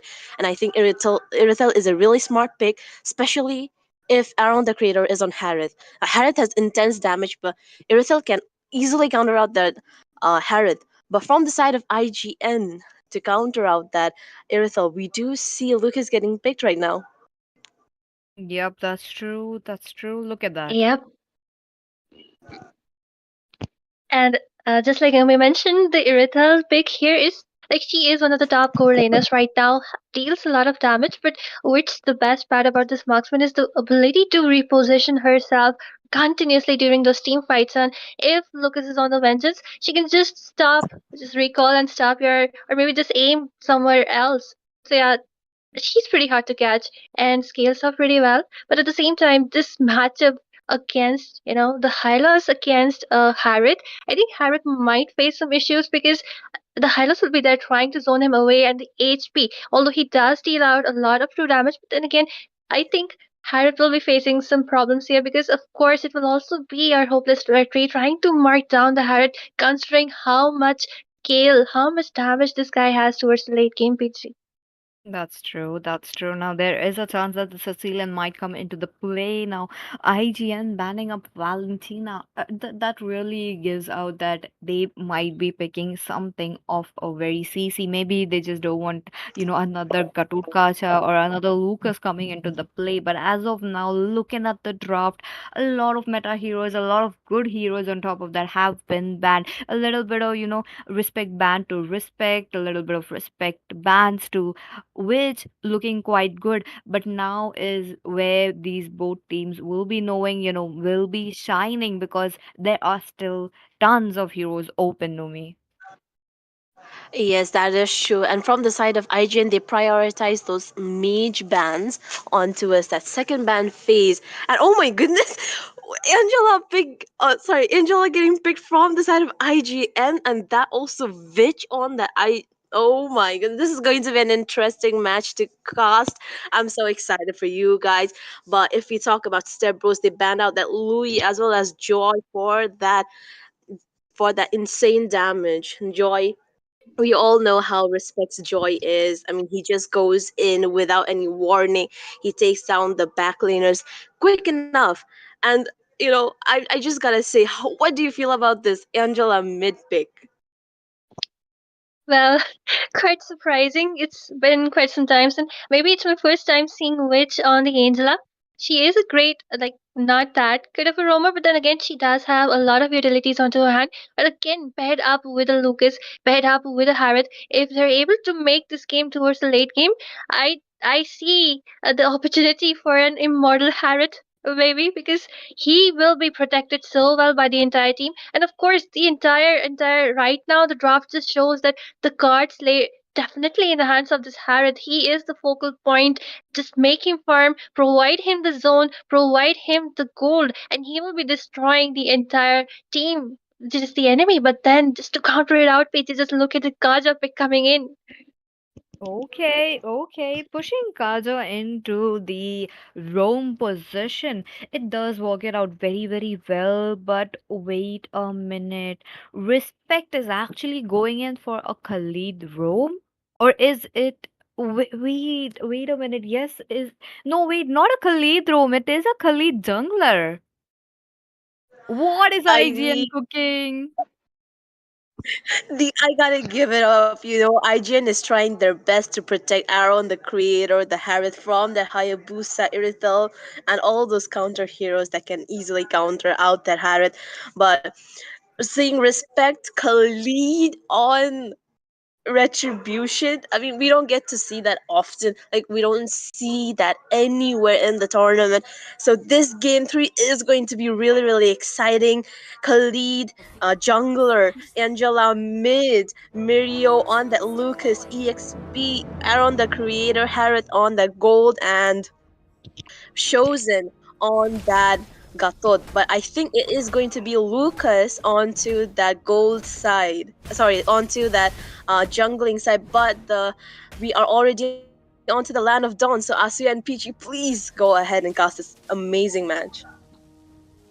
Thank you, Numi. Thank you for being with us here. And in no time, you will be back. And again, right now, just look at that. It will be our Lucas going in for the jungle pick right there. Harriet on the goal, well expected, and which will be the mid laner. And that's what I was Hmm. gonna say. That Angela Rome might be good for the ranks, but Angela mid is a better choice right there. And then again, the Flask of Oasis is one of those key items. If you get it before 6 minutes into the game, the team fights actually just drop towards your side because that's how powerful and early Flask of Oasis and the healing, the sustainability it might provide to the allies is just so good.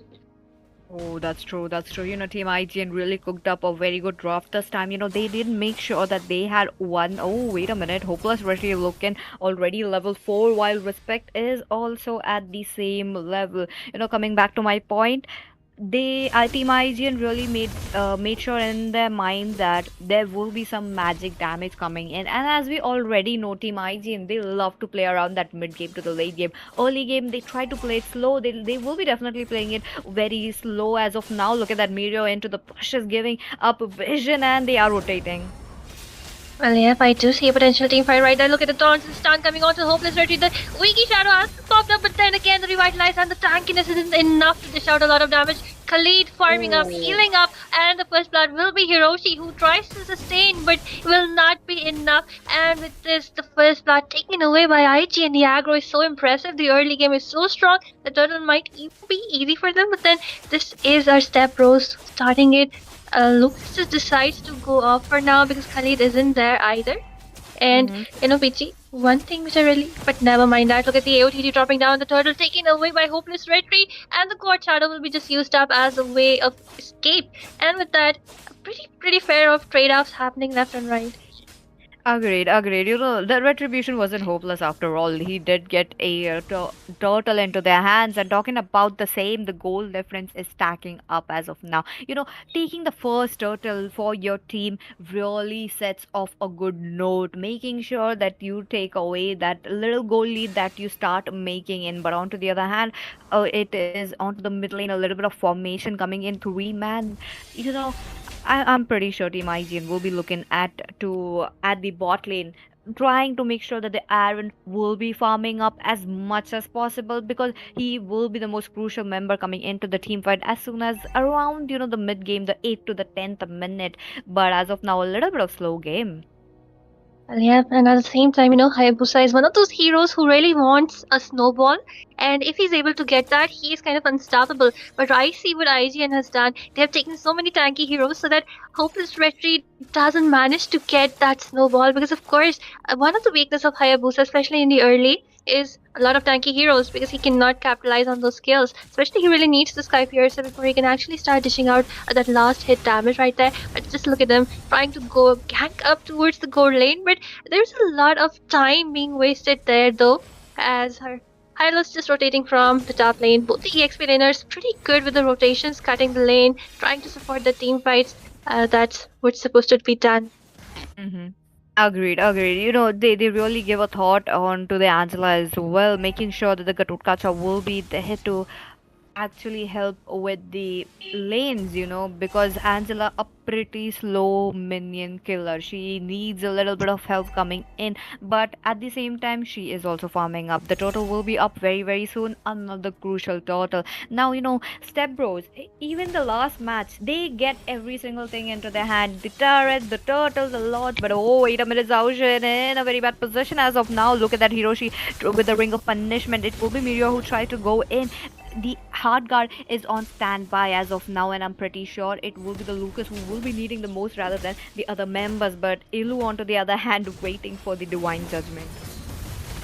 Well, yep, and just look at the team fight already starting. The hard guard hasn't popped up. Both of them competing for the domination onto the turtle. Right, that the UTG dropping down, and not disconnecting onto one person, but the really low HP, and it will be taken down. Aaron all the way from the bottom, taking that one kill. Everything do okay. And with that, I think it will be the easy turtle for IGN right now as Stepbros are forced to step back for now. That's true, that's true. Now you know the reason why the Valentina was banned, the Angela. They really put a lot of thought of in there. Now, as soon as they took the second Lord, we do see. Oh, wait a minute, and the creator going in with these Armon force. Look at him attacking the Xavier as much as possible. The respect does get in middle of it, looking quite low. Wait a minute, what happened? Oh, he was just there trying to deal damage, but no, it won't be possible. He will be taken down. Another Dawning Light coming. Oh. Does connect to Aaron, but he moves away in a sliver of HP. Okay, Yeah, wait a that minute. Yep, I do see a chase coming in. It is a hopeless retreat to go in, trying to get okay divine judgment on to Witch this time, and he will be taken down. damn, that was pretty. I was really gonna think that Xavier will be taken down, but then the way they shared that the turret was the real MVP there, and respect were so low, taken down. That's not something which you would like, especially because you do have the turtle buff onto you. But then, never mind that. Some mistakes happen, and at the same time, Kaja. Oh. Okay. Not much going on, a little bit of skirmish into the middle lane as well while the minions are being taken, making sure that they get enough farm for themselves. But as of now, that was a very quick rotation coming in. Look at that. Aaron the creator was at the top lane a few seconds ago. The last lane. Now he's back at the bot lane. Will they be focusing it on to the bot because they kind of need Irithel back at the bot lane? Okay, that is actually a very wrong move coming in from Eli Hope, giving the turret away into the hands of Aaron the creator.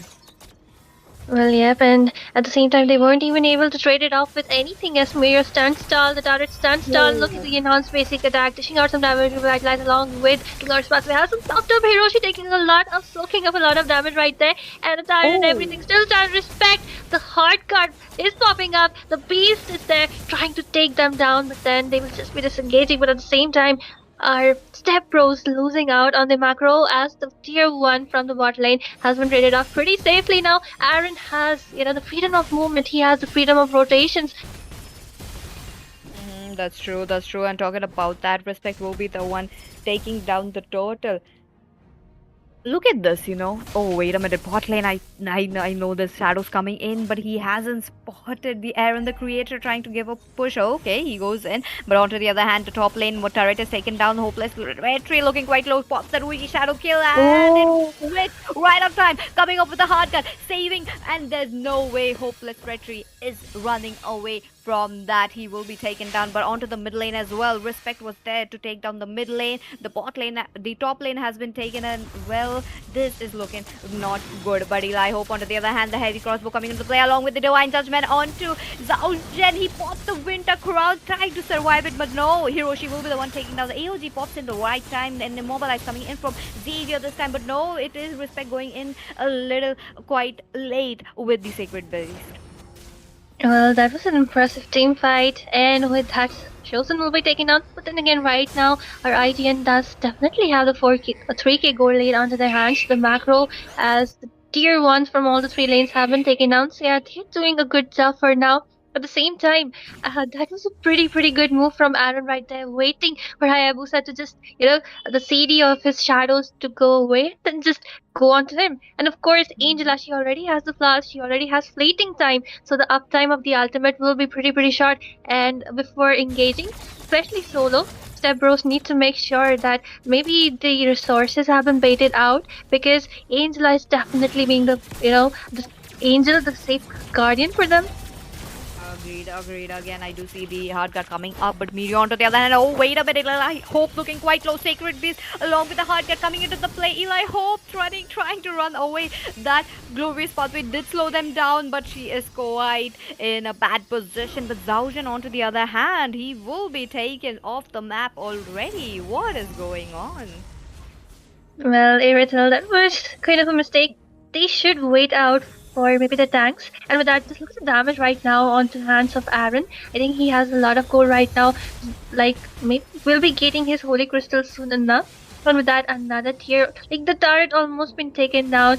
And the first lot of the game is also up. So ITN might be able to contest it freely, because I don't see right now how Step Bros will be able to compete against them, sincerely, because they are also lacking on those team fight potentials and the gold.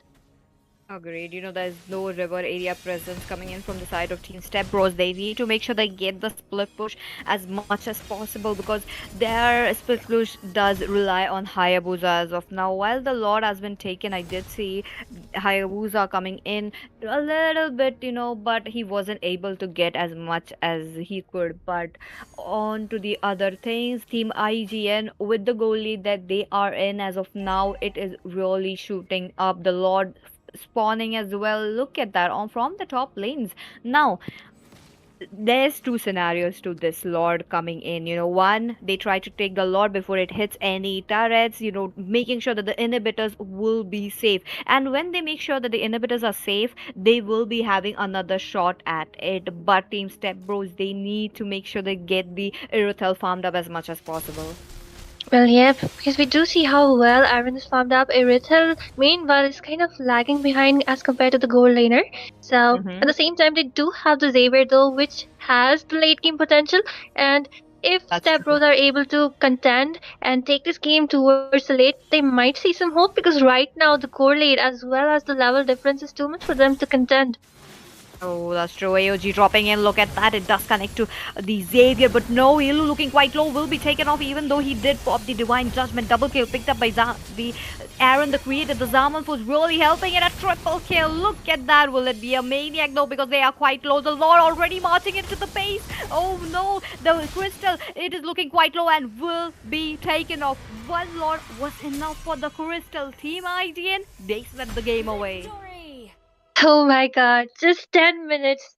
PG, just 10 minutes and the game is over. That's how well IGN thought of the draft. They denied the farm to Hayabusa, they denied the snowball, the late game scaling heroes which Stepbros had, and they ended it so early. At the same time, I really loved how they were actually able to, take up that early game domination and make complete use of their potential. And with that, Numi, do you agree with me? I do agree with you, Asuya, and this was such an exciting match. I mean, the draft that IGN gave up really, really helped them a lot. Angela, Mid, Lucas on their retribution. I mean, all of these heroes was quite unexpected, as I must say. The side of IGN, they really stepped up their draft at this time, and Stepbros, they really tried to do their best. Their draft was really good. The draft was on point, trying to counteract the Harith, but the execution is what matters after the draft, and they could not execute their draft that they had properly. And I would like to look on towards the statistics of this match, honestly, and see who got the MVP, who got the winning MVP from the side of IGN.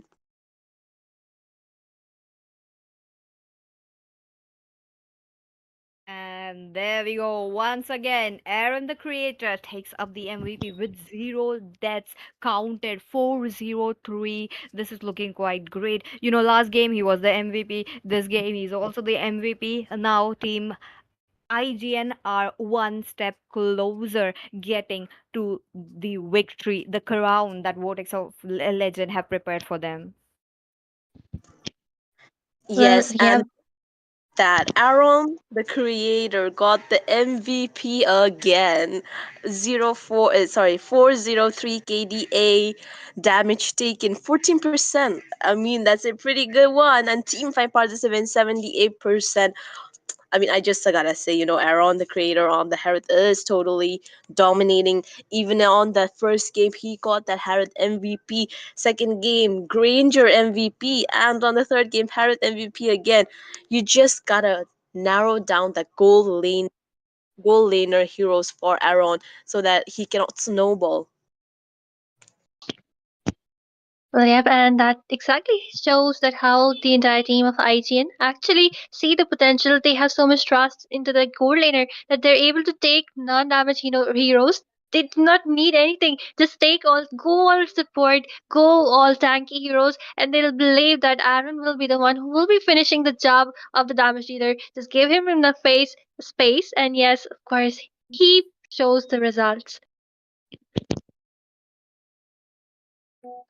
Yep, that's true. What a game coming in, the whole game, it was the whole team really played around Aaron the creator, and let's not forget that Eli Hope, he really had hard time farming up, even though his itemization was good. He was trying to cover up for the farm that he was losing with the dire head, but at the end, around that second turtle team step bros, the pressure really built up and the pressure really got them. Yes, that is true. And Eli Hope, as you mentioned, Peachy, he really did a really good job trying to not um kind of feed much. Like, look at his KD, it's 0-1-1. He did really tried his best to kind of snowball, get that late game damage, get that item spike in his hand, but it was just not enough. But Step Bros, they still have one more match that they can kind of do a reverse sweep. They still got the game number 4 that we will be right back. But I have to thank Asuya, our guest caster for Vortex of Legend, for being here. Thank you so much, Asuya. We really appreciated your presence in Vortex of Legend Season 3. Well, thank you, Numi. Thank you. And I'm pretty happy to be here, of course, just like I mentioned before, because all of these people are my friends, and it's always a pleasure casting by your side. Yes, and thank you so much for being here, Peachy, as well. And we will be right back after a short break, but please do stand by with us. We will be right back and with game number 4 to see if IGN is going to do a clean sweep or is going to be Step Bros doing a reverse sweep comeback.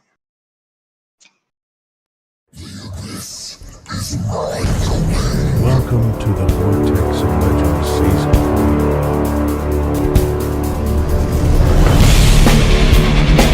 Immortality or death! Tremble!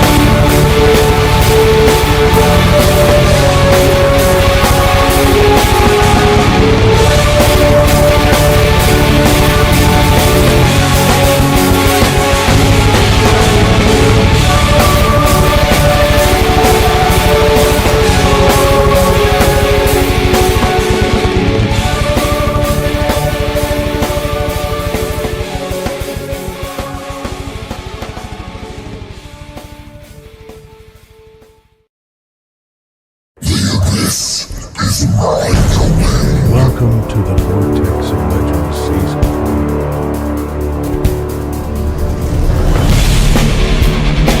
Mortality or death. Tremble!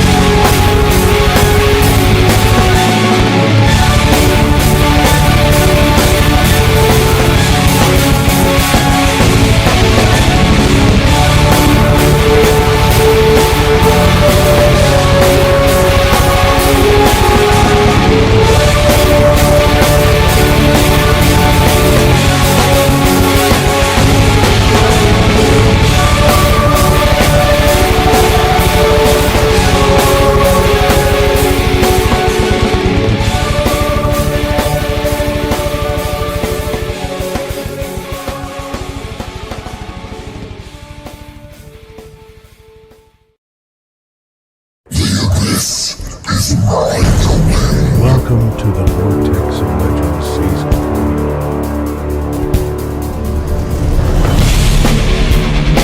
Mortality or death. Tremble!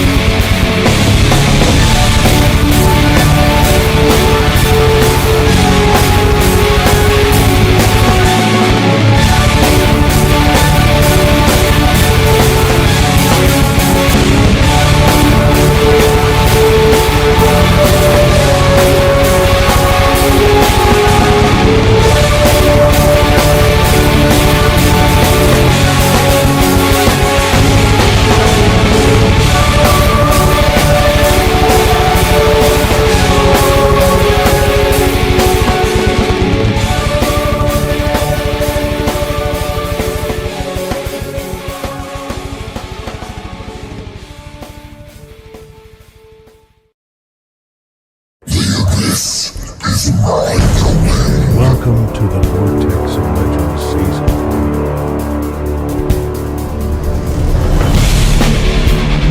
Immortality or death. Tremble!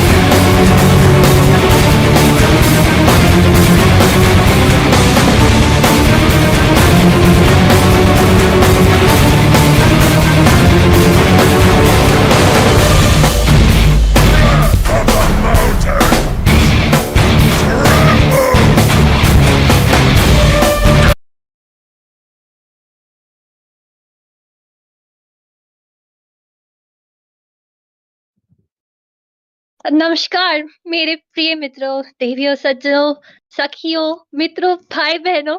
और आज हम लौट चुके हैं आपके समक्ष पेश कर रहे हैं vortex of legend season 3।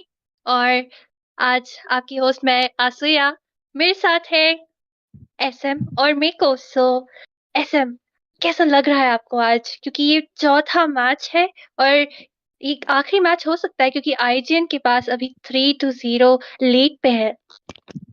Thank you आसुया, हमारे होस्ट आज के जो हैं। और मैं कहना चाहूँगा कैसा लग रहा है, तो कि अभी तो ऐसा लग रहा है कि आईजीएन जो है ना, वो अपने विजय रथ के ऊपर सवार है एंड वो इंतजार कर रहे हैं कि बस ये जो वॉर्टेक्स ऑफ लेजेंड सीजन 3 की जो चमचमाता हुआ फर्स्ट प्लेस है उसको अपने नाम किया जाए। एंड हमारे साथ मीको है, तो उनसे भी पूछना चाहेंगे क्या कुछ चमत्कार होगा, क्या स्टेप ब्रोस कमबैक कर पाएंगे या फिर एक क्लीन स्वीप देखने को मिलेगा हमको बाहुबली आईजीएन की तरफ से। अभी देख के तो लग रहा है कि हमें क्लीन स्वीप ही मिलेगा, क्योंकि स्टेब्रोस की जो मनोदशा है वो भी काफी अच्छी तो लग नहीं रही है। अभी लगातार 3 बार आरन को एमवीपी भी मिला है। अभी ये देख के हमें यही पता चल रहा है कि आप कोई भी चीज को बैन कीजिए, आप कुछ भी कीजिए, अभी एक साथ जैसे वो खेल रहे हैं, इस हिसाब से लग रहा है कि आईजीएन का जीतना ही समर्थ है।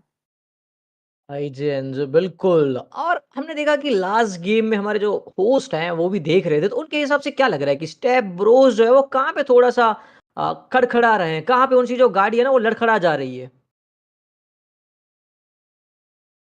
मुझे लाइक पिछले मैच पे मैं ही थी जो कास्ट कर रही थी और जो मैंने देखा उस गेम में था कि आईजीएन की जो ड्राफ्ट है, उनको पता है कि होपलेस रेटरी जो है उसका जंगल काफी काफी आकर्षक है, तो उसको वो दिमाग में लेते हुए कोशिश कर रहे हैं, पूरा प्रयत्न कर रहे हैं कि वो ड्राफ्ट इस तरीके से करे कि वो गोल्ड लेनर को फार्म ना दे पाए और जो होपलेस रेटरी है उसको जो अर्ली गेम का जो दबदबा बनाना वो चाह रहे हैं वो भी ना मिल पाए। तो कहीं न कहीं जो रणनीतियाँ हैं वो काफ़ी तेज़ चली जा रही है, जो उनके जो आईजीएल रहते हैं, जो अपनी षड्यंत्र रचते हैं अपनी टीम के लिए, जो मनोभूमि का खेल रचते हैं, उसमें कहीं न कहीं आईजीएन एक अपर हैंड लेके चल रहे हैं। हम चलेंगे सीधा ड्राफ्ट फेज़ की तरफ, तो बढ़ना चाहेंगे मीको आपकी तरफ। आपके हिसाब से कौन से हीरोज़ ना बैन एंड पिक में ज़्यादातर देखने को मिलने वाले हैं हमारे ये जो 4th मुकाबले के अंदर? अभी जैसा कि हम देख रहे हैं, ये लोग वही लोगों को बैन कर रहे हैं जिनके अगेंस्ट इनको खेलने का मन नहीं है। अभी जैसा कि है ग्रेंजर, हरित, इरिथल, ये लोग सबके सब खुले रहते हैं, क्योंकि इनको पता है कि अगर इनके दुश्मनों ने एक को ले लिया तो इनको दूसरा कोई ना कोई मिल ही जाएगा।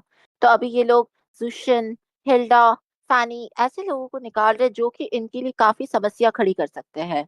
मेथल्डा, जैसा कि हमें पता है, इलू को खुद का ही काफी मन पसंदीदा है, लेकिन वो अभी खुद से ही ये निकाल रहे हैं, क्योंकि उनको ये भी पता है कि अगर ये उनके शत्रु के हाथ लग गया तो ये उनके लिए भी काफी मुश्किल का बात होगी। जी बिल्कुल, कहीं न कहीं उनको इसका ध्यान ज़रूर रखना पड़ेगा।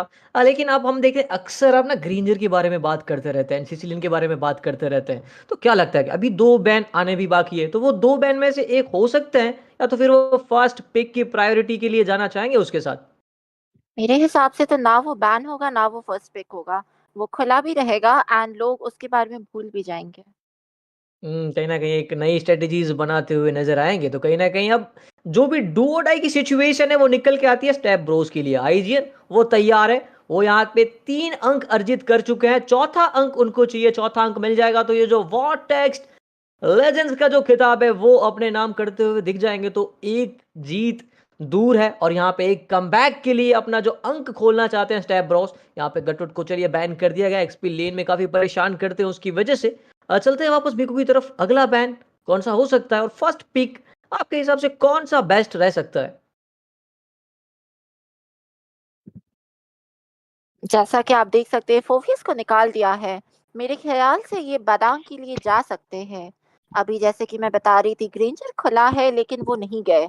अभी मुझे लगता है कि ये लोग वैसे ही करेंगे जैसे कि वो पुराने खेलों में अपने प्रतिद्वंदी का देख रहे थे। ऐसा हो सकता है कि इस बार स्टेप्रोज, हरित या ग्रेंजर ऐसा कुछ जाए जो कि इतने देर से हमारे आईजीएन के पास था। अभी अगर वैसा हुआ तो ये भी हो सकता है कि खेल तख्ता पलट जाए। लेकिन अगर वो नहीं हुआ तो इस बार फिर से चौथी श्रेणी में भी जीत आईजीएन की ही होगी। जी, बिल्कुल, तो वापस देखना रहेगा कि चलिए अभी भी उनके पास समय है 15 सेकंड्स का, तो कौन से हीरो के साथ वो जाना चाहते हैं। चलिए बादांग उन्होंने पिक ज़रूर कर लिया है, अब चलेंगे सीधा हमारे स्टेप ब्रोस की तरफ, उनको 2 खिलाड़ी पिक करने के लिए मिल जाते हैं। चलिए हैरिथ का आगमन हुआ है, सुयु का भी आगमन हो चुका है उनकी टीम की तरफ से, हैरिथ एंड सुयु जो आ चुके हैं, तो मिको इनके अगेंस्ट में कौन से अच्छे हीरो हो सकते हैं? हैरिथ के अगेंस्ट में आप देखें, तो अगर वो गोल्ड लेन में जाते हैं, तो गोल्ड लेन में कौन-सा उसके सामने एक अच्छा निकल के आ जाता है? एंड हाइपर की बात करें, तो कौन-सा एक अच्छा जंगल के अंदर इनको परेशान करने के लिए हीरो निकल के आ जाता है? अभी देखिए जैसा कि मैंने कहा इतनी देर तक हरित हमारे आईजीएन के पास था। अभी जब ये लोग ने ये ले लिया है तो मुझे लगता है आईजीएन की तरफ से ग्रेंजर ही निकल आएगा। जी, देखना रहेगा चलिए आईजीएन क्या, चलिए बिल्कुल सही आपका गैस, वापस से +1 पॉइंट आपके पास अर्जित किया जाएगा एंड विविध शायद से आज ईव के साथ खेलने को चलिए दिखने वाला है। अरॉन द क्रिएटर वो क्रिएट करना चाहते हैं हिस्ट्री, एक बार फिर से वो रचना चाहते हैं अपनी टीम के लिए जीत, तो वापस चलिए वो तैयार है, क्या मोस्ट वैल्यूएबल प्लेयर का खिताब वो लेके जाएंगे इस गेम के अंदर भी, वो भी चलिए क्वेश्चन निकल के जरूर आता है। लूकस का चलिए पिक यहाँ पे स्टेप ब्रोस की तरफ से, तो आपके हिसाब से अगले जो बैन है ना वो इनके इर्द-गिर्द कौन से बनते हुए दिखने वाले हैं? अभी जैसा कि हम सोच सकते हैं लूकस लिया गया है तो लोग कभी-कभार वैलेंटीना को निकाल देते हैं। लेकिन आईजीएन की तरफ से विच ने अभी से ही ईव ले लिया है। तो मुझे लगता है कि वो लोग ऐसे लोगों को ही निकालेंगे जो कि रेट्री या मूवमेंट के लिए जाने जाते हैं। अभी ज़ाओज़न और रेस्पेक्ट अभी भी बाकी है। तो मुझे लगता है कि वो कोई रोम या रेट्री को ही निकालेंगे। कहीं न कहीं अब देखने जाएँ तो दोनों टीम को एक तगड़ा रोम पिक करना बाकी रह जाता है। तो देखना रहेगा कि कौन से जो रोमिंग हीरो है उनके ऊपर वो ज़्यादा अपना भाव देना चाहेंगे। जैसे हाइलोस को चलिए उन्होंने निकाल दिया है। अब इसके अलावा और कौन से लग रहे हैं आपको? क्या टाइग्रियल वो जाता हुआ दिखेगा तो पिक होता हुआ दिखने वाला है? हो तो सकता है, लेकिन मुझे लग रहा है कि अभी जैसे कि उन्होंने हायाबुसा निकाल दिया है। अभी हायाबुसा और अल्फा दोनों निकालने का तरकीब तो काफ़ी अच्छा है क्योंकि हायाबुसा शुरुआत में हरित के लिए काफ़ी दिक्कतें खड़ी कर सकता है। इस तरफ से इन्होंने हाइलोस को निकाला है। मुझे लगता है कि काफ़ी सारे मेजेस खुले हैं। यहाँ से अभी देखना बाकी रह गया है कि ये लोग किसको निकालेंगे। चलिए हायाबुसा का चलिए उन्होंने इस गेम से पत्ता कट कर दिया क्योंकि आप देखिए आईजीएन की तरफ से तो उनका भी हाइपर का चयन करना बाकी है, तो उस हिसाब से लाज़मी उनका भी बनता है और यहाँ पे कॉपी कैट वैलेंटीना उनका भी चलिए इस गेम से पत्ता जो है कट हो जाएगा एंड अगले पिक की तरफ हम वापस बढ़ेंगे, देखना रहेगा कि कौन सा हीरो हमारे स्टेप ब्रोस जो है वो पिक करते हुए दिखेंगे। उनके जो 3 प्लेयर्स आ चुके हैं, तो कौन सा हाइपर अमिको आपके हिसाब से यहाँ पे सूटेबल बैठता है स्टेप ब्रोस के लिए? अभी आप जितना मुझे लग रहा है कि लाइक सुयोही हाइपर जाएगा। अभी मैं वैलेंटीना कहना चाहता निकाल था के तो कि काफ़ी अच्छा कौन-सा किया है। रोम बैठता है वैसे? हुँ। देखते हैं। अभी वैलेंटीना निकाल के तो अच्छा काम किया है क्योंकि वो रियल वर्ल्ड मैनिपुलेशन को नहीं ले पाएगी। लेकिन अभी रोम देखा जाए तो हरित है हमारे पास, तो टिग्रील जैसा कि आपने कहा था कि निकाल देना चाहिए, मुझे लगता है वो ही यहाँ पे काफ़ी अच्छा रहेगा। क्योंकि हमारे पास हरित है, हमारे पास लूकस है, तो वो काफ़ी अच्छे से इम्प्लोजन के साथ खेल सकते हैं। एंड चलिए जैसे आपने बताया बेखूबू वही वापस से आपको एक अंक ज़रूर हम देना चाहेंगे क्योंकि यहाँ पे टाइग्रिल का इस्तेमाल उनकी तरफ से किया जाने वाला इम्प्लोजन देखने को मिलेगा। यहाँ पे दबोचते हुए दिखेंगे हमारे जो गदाधारी भीम है, वो आ चुके हैं स्टेप ब्रॉस के लिए। तो क्या भीम उनके लिए साबित होंगे एक चमत्कार, या फिर एक बार फिर आईजीएन जो है वो इस मुकाबले को जीतेगी एंड जो वॉर्टेक्स ऑफ लेजेंड सीजन 3 का जो खिताब है वो अपने नाम करते हुए दिखेंगे। उनके जो अगले पीके वो बताएंगे कि कौन से हीरोज की तरफ वो जाना चाहते हैं। उनका चयन दर्शाएगा कि उनकी टीम ऑन पेपर कितनी मजबूत होती हुई दिखने वाली है, क्योंकि देवी और सज्जनों ये जो चल रहा है वो अभी है मनोभूमि के अंदर युद्ध चल रहा है। इनकी स्ट्रेटेजी जो है वो तैयार हो रही है। इसके बाद जब पिक्स हो जाएंगे हम पधार जाएंगे लैंड ऑफ डॉन की तरफ, और यहाँ पे देखिए उनकी तरफ से मार्टिस और अकाई द पांडा कुंफू पांडा, चलिए उनका आगमन हुआ जरूर है। तो क्या लगता है कि आपको अब आपके सामने आईजीन का पूरा ड्राफ्ट रेडी होके आ चुका है। मेरे को स्टेप ब्रोस एक चयन करेंगे, उसके बाद उनके भी 5 मैंस हो जाएंगे। तो अगर आप देखें तो लास्ट पिक कौन सा बेस्ट हो सकता है, और उसके बाद ऑन पेपर आपके हिसाब से कौन सी टीम थोड़ा सा ताबड़तोड़ दिख रही है? अभी देखिए, पांडा काफ़ी हद तक अच्छा है यहाँ पे, क्योंकि वो डिसएंगेज कर सकता है। जितने बार भी टिग्रील आएगा, वो उतने बार उसको पीछे धकेल सकता है। इसी के साथ बादाम भी वो एक ही चीज़ कर सकता है। तो अभी उनको ऐसा कोई चाहिए जो कि थोड़ा लॉन्ग रेंज होगा, थोड़ा पीछे से जला सकेगा, उनको अटका सकेगा। अभी जैसे कि हम देख सकते हैं यहाँ पे हे नहीं, अभी ज़ेवियर ले लिया है। अभी उसके हिसाब से उनका जो रेंज है काफ़ी अच्छा है। वो दूर से ही रह के मार सकते हैं और वो लगातार मार सकते हैं। तो उनका जो डीपीएस है वो मार्टिस के लिए काफ़ी अच्छा लग रहा है। अभी आप अगर ये ध्यान रखें तो मार्टिस देरी की तरफ काफ़ी कमज़ोर पड़ जाते हैं, और ज़ेवियर और हरित दोनों के दोनों लेट गेम की तरफ बढ़ जाएँगे। तो मुझे लगता है कि अगर ये गेम जल्दी खत्म हुआ 15 मिनट के अंदर, तो आईजीएन इसमें काफ़ी हद तक डोमिनेट कर सकती है। लेकिन अगर ये ज़्यादा लेट गया तो स्टेप ब्रोस के पास काफ़ी हद तक मौका है वापस आने का। जी, बिल्कुल आपकी रणनीति से सहमत होना चाहेंगे। जैसे ही हम लोग बढ़ने वाले हैं लैंड ऑफ डॉन की तरफ, हम युद्ध भूमि के अंदर आगे बढ़ेंगे, उससे पहले हम पूछना चाहेंगे हमारे जो आज के मुख्य अतिथि, आज के जो हमारे गेस्ट है, आज के हमारे जो होस्ट है आंसू, ऐसे कि उनके हिसाब से ऑन पेपर कौन सी टीम अच्छी लग रही है? क्या वो चाहते हैं कि थोड़ा सा कमबैक हो, या तो फिर उनको लग रहा है कि अब आईजीएन जो है वो क्लीन स्वीप करके जीतते हुए चले जाएंगे यहाँ से? ऐसे हम तो हमेशा इस बात का इच्छुक है कि स्टेप प्रोस थोड़ा स्टेप अप करे और इस गेम को वो जीत सके। और ड्राफ्ट जो है वो भी दोनों साइड से काफी अच्छी नजर आ रही है। लेकिन एक जो चीज है आईजीएन की ड्राफ्ट में, जैसे मैंने पहले बोला, वो हमेशा ये चीज देखते हैं कि कैसे वो सामने वाली ड्राफ्ट को काउंटर कर सके। जैसे कि आप देखिए टिग्रिल, जैसे ही इन्होंने टिग्रिल लिया, अकाई अकाई चूज़ किया यहाँ पर। और जो हेवी स्पिन है, जैसे कि आप लोग बोल रहे थे, वो बहुत ही अच्छा काउंटर है टिग्रिल के लिए। एंड लाइक लूकस भी है यहाँ पर, वो भी पूरी कोशिश करेगा कि वो फ्रंट लाइन में जाए, थोड़ा कंट्रोल कर सके और जो मेज और जो मार्क्समैन है उसको हटा सके उस युद्ध भूमि के बीच से। बट अकाई जो है वो जो डिसएंगेज करेगा वो काफ़ी काफ़ी अच्छा होगा। चलिए देवी और सचिनो, थोड़ी देर के लिए हम अलविदा करना चाहेंगे अपने होस्ट को। हम बढ़ चुके हैं मैच की तरफ मीको, तो चलिए हम आ चुके हैं मैच की तरफ। मैं चलना चाहूंगा आपकी तरफ अगला सवाल लेके कि आपके हिसाब से पहला खून, फर्स्ट ब्लड कौन लेके जाने वाला है? अभी जैसा कि हम देख चुके हैं, अभी ड्राफ्ट के हिसाब से तो ये रेस्पेक्ट के पास होना चाहिए, क्योंकि मार्टिस जैसे ही लेवल 4 के हो जाएंगे उनके पास फर्स्ट ब्लड लेने के चांसेस काफ़ी बढ़ जाएंगे। लेकिन ऐसा भी हो सकता है कि उसको कोई चुरा ले। अभी होपलेस रेट्री का जितना मैंने देखा है, सीओ का रेट्री काफ़ी अच्छा है।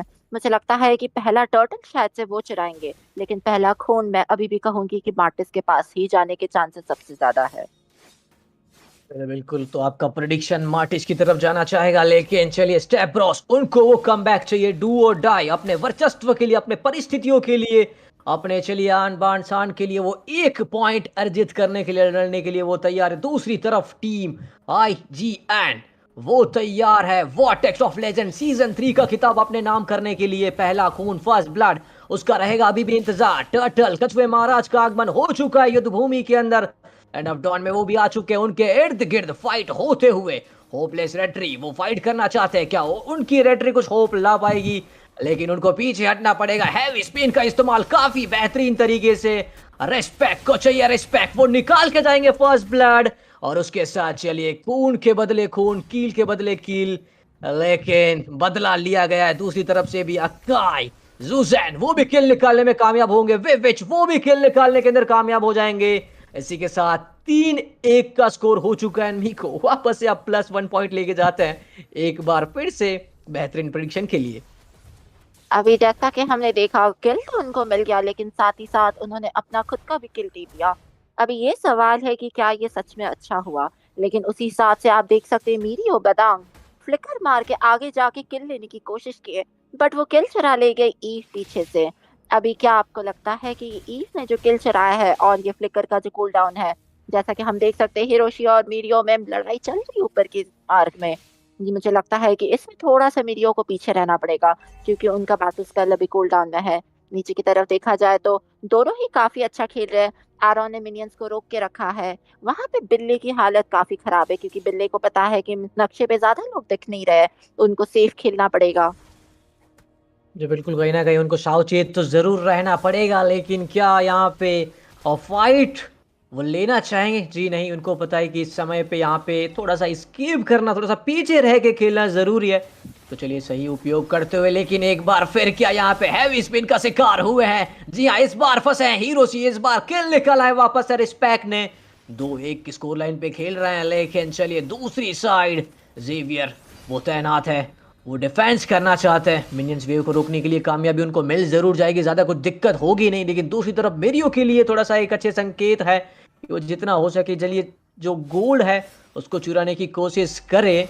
एंड चलिए यहाँ पे एक बार फिर कोशिश करते हुए, लेकिन थोड़ा सा इंतजार उनको और करना पड़ेगा। 4 सेकेंड का समय है। एक बार फिर से टर्टल कछुए महाराज का आगमन। मेको कौन लेके जाने वाला है इस टर्टल को? अभी देखिए पहला कछुआ तो रेस्पेक्ट ऑलरेडी लेके जा चुका है। इस बार इनको लड़ना काफी जरूरी है। ऊपर के मार्ग से हिरोशी आ चुके हैं। जितना कि मैं देख रही हूँ सबके सब ऐसे गाड़ी में घूम रहे हैं, सबके सब ऐसे कर रहे हैं जैसे कि जंगल में मंगल, सबके सब पार्टी में आ चुके हैं। एक और बार पांडा हैवी स्पिन को मारते हुए उनको पीछे करते हुए, लेकिन लग रहा है कि लाल दल ही इस बार लेके जाएगा। जैसा कि कहा था, सीओ को इस बार टोटल मिल चुका है, क्योंकि उनको पता था कि ये कछुआ लेना काफी जरूरी है उनके लिए। जी बिल्कुल, उनके लिए थोड़े से उम्मीद के बादल जगे जरूर है, लेकिन कब तक जग पाएंगे? क्योंकि उनके पास कील है, अंक है मात्र 1, और टीम आईजीएन उनके पास स्कोर है 3 का और अंक है 4 का। 4 किल वो निकालने में कामयाब हो चुके हैं। चलिए हैरी आगे बढ़ते हुए, लेकिन ग्रेंजर वो बंदूक लेके तैयार है, वो बंदूक लेके तैनात है। लेकिन दूसरी तरफ देखे तो चलिए भागना पड़ रहा है यहाँ पे लूकस को। हीरोसी उनको आगे नहीं आने देना चाह रहे, उनको हीरो बनने की जो उम्मीद है वो उनके ऊपर खड़े नहीं उतर पाएंगे, क्योंकि एक तरफ आप जूजेन देखे, विविच देखे, वो रोटेशन उनका परिभ्रमण ऑन टॉप आता हुआ दिख रहा है। जेवियर एक बार फिर वो कोशिश करते हुए, लेकिन उनकी कोशिश जो है वो वहीं तक रह पा रही है। एक बार फिर क्या हैवी पिन का शिकार होंगे? जी हाँ, इस बार घेरा गया है, फिर से वही कोशिश उनकी तरफ से, लेकिन आपने इस बार घेरा है भीम को, इस बार घेरा है टाइग्रियल को, उसको मारने में आपको उतनी कामयाबी मिलने नहीं वाली है। और एक बार फिर से यानी कि जेवियर विजन देते हुए अपनी टीम को, पूरी कोशिश चल रही हुई। हीरोसी वो किल लेना चाहते हैं, वीविच का किल है वो उनके लिए महत्वपूर्ण, लेने में कामयाबी मिलेगी जरूर। और देखते ही देखते यहाँ पे अराउंड द क्रिएटर को भी शट डाउन किया गया है, उनको भी चलिए मात जरूर मिली है। एक खुशी की लहर छाती हुई टीम स्टेप ब्रोस की तरफ, एक और किल आ चुका है। रिस्पेक्ट उनके सामने होपलेस रेटरी अगेंस्ट रेटरी का बैटल, बट रिस्पेक्ट ने वो जंग जीती है। हीरोसी उनके पीछे, मीरियो बैकअप के लिए तैनात है, बचने में कामयाबी मिलेगी जरूर।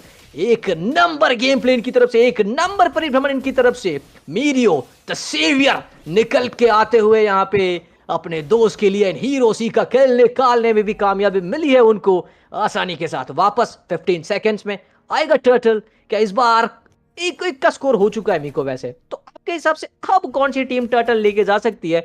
उसके बाद हम वापस से चलना भी चाहेंगे एक्सपर्ट के पास कि 6 मिनट का गेम हो चुका है, यानी ऑलमोस्ट हमारा जो अर्ली गेम है ना वो एंड होता हुआ दिख रहा है। तो उससे पूछेंगे कि एक्सपर्ट के हिसाब से ना जो यहाँ पे बिल्ड जो बने, इक्विपमेंट्स बने, वो कौन से रहेंगे? चलिए मीको, टर्टल कौन लेके जा रहा है? लगता रहा है कि ये इस बार फिर से मार्टिस को ही मिलेगा। जी बिल्कुल, वो निकालने में कामयाबी उनको मिल भी गई है, लेकिन क्या ये टीम फाइट का आगाज वापस से होता हुआ दिख रहा है? यहाँ पे पर्पल के लिए फाइट है, होपलेस रेटरी पर्पल निकालने में कामयाब हो जाएंगे, इतनी मुसीबत होगी नहीं उनको। और देखते ही देखते चलिए वो लेन कट करने की भी कोशिश कर रहे हैं। कहीं ना कहीं 7 मिनट का गेम प्ले हो चुका है।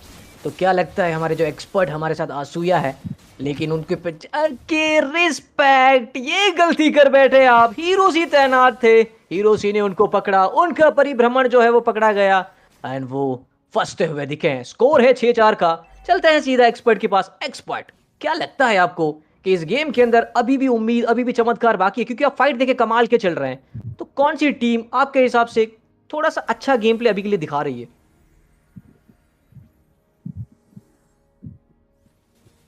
शायद कुछ कारणवश हमारी जो आवाज है वो एक्सपर्ट तक जा नहीं पा रही है मीको, तो मैं आपके पास ही आना चाहूंगा वापस कि आपके हिसाब से अब जो रणनीतियां है उसमें कुछ फेरबदल या तो फिर जो इक्विपमेंट्स बने हैं उसके हिसाब से कौन थोड़ा सा यहाँ पे अपना परचम जो है वो लहराता हुआ दिखने वाला है? अभी देखा जाए तो हरित ही परचम लहरा रहा है। नीचे के लेन वो धकेलते हुए ऊपर की तरफ बढ़ चुके हैं। ऊपर का भी उन्होंने साफ कर दिया है। जैसे कि हम देख सकते हैं वो स्टेब्रोस की तरफ से वो हरित को पूरी तरह से मदद कर रहे हैं। वो चाहते हैं कि हरित आराम से पूरा फार्म हो जाए और फिर बिल्ली का जो डैमेज आएगा वो तो हमें पता ही है, क्योंकि पिछले 2 खेलों से आरॉन ने हमें दिखाया कि वो बिल्ला कितना खतरनाक हो सकता है। अभी उसी तरफ से अगर हम आरॉन को देखा जाए तो ग्रेंजर भी काफी हद तक अच्छा फार्म कर चुके हैं, लेकिन किल की तरफ से वो 0-1-0 पे है। अभी फिर से वो बंदूक चलाते हुए नीचे की तरफ काफी डैमेज दे रहे हैं, लेकिन अभी तक उनके पास इतना फार्म नहीं है कि वो अपनी टीम की अच्छे से मदद कर सके। जी बिल्कुल, लेकिन उनको मदद तो फिर भी करने की कोशिश तो करनी पड़ेगी, क्योंकि अब जो फाइट है वो फाइनल हो सकती है या एक रिवर्सल। स्टेप ब्रोस उनके फैंस को, उनकी जो दोस्त हैं, उनकी जो टीम है, उनको चाहिए वो कमबैक, उनको चाहिए वो पहला अंक। वो अपना अकाउंट जो है वो ओपन करना चाहते जरूर है, लेकिन देवी और सजनों, एमएल के देवता, शहंशाह एमएल लॉर्ड, उनका आगमन हो चुका है। तो देवता के इर्द गिर्द दोनों टीम आएगी। स्टेप ब्रोस वो अपने अस्तित्व के लिए लड़ाई लड़ते हुए, उनको पता है कि अगर यहाँ से गेम खत्म तो उनका सफर खत्म। लेकिन हीरोसी वो मीरियो के ऊपर अपना धावा बोलते हुए ही यहाँ पे एक किल निकालते हुए स्कोरबोर्ड 6-5 का लॉर्ड के लिए फाइट होगी। क्या लगता है मीको कि ये लॉर्ड यहाँ पे स्टेप ब्रॉस सिक्योर कर पाएगी या फिर यहाँ पे रिस्पेक्ट लेके जाएंगे?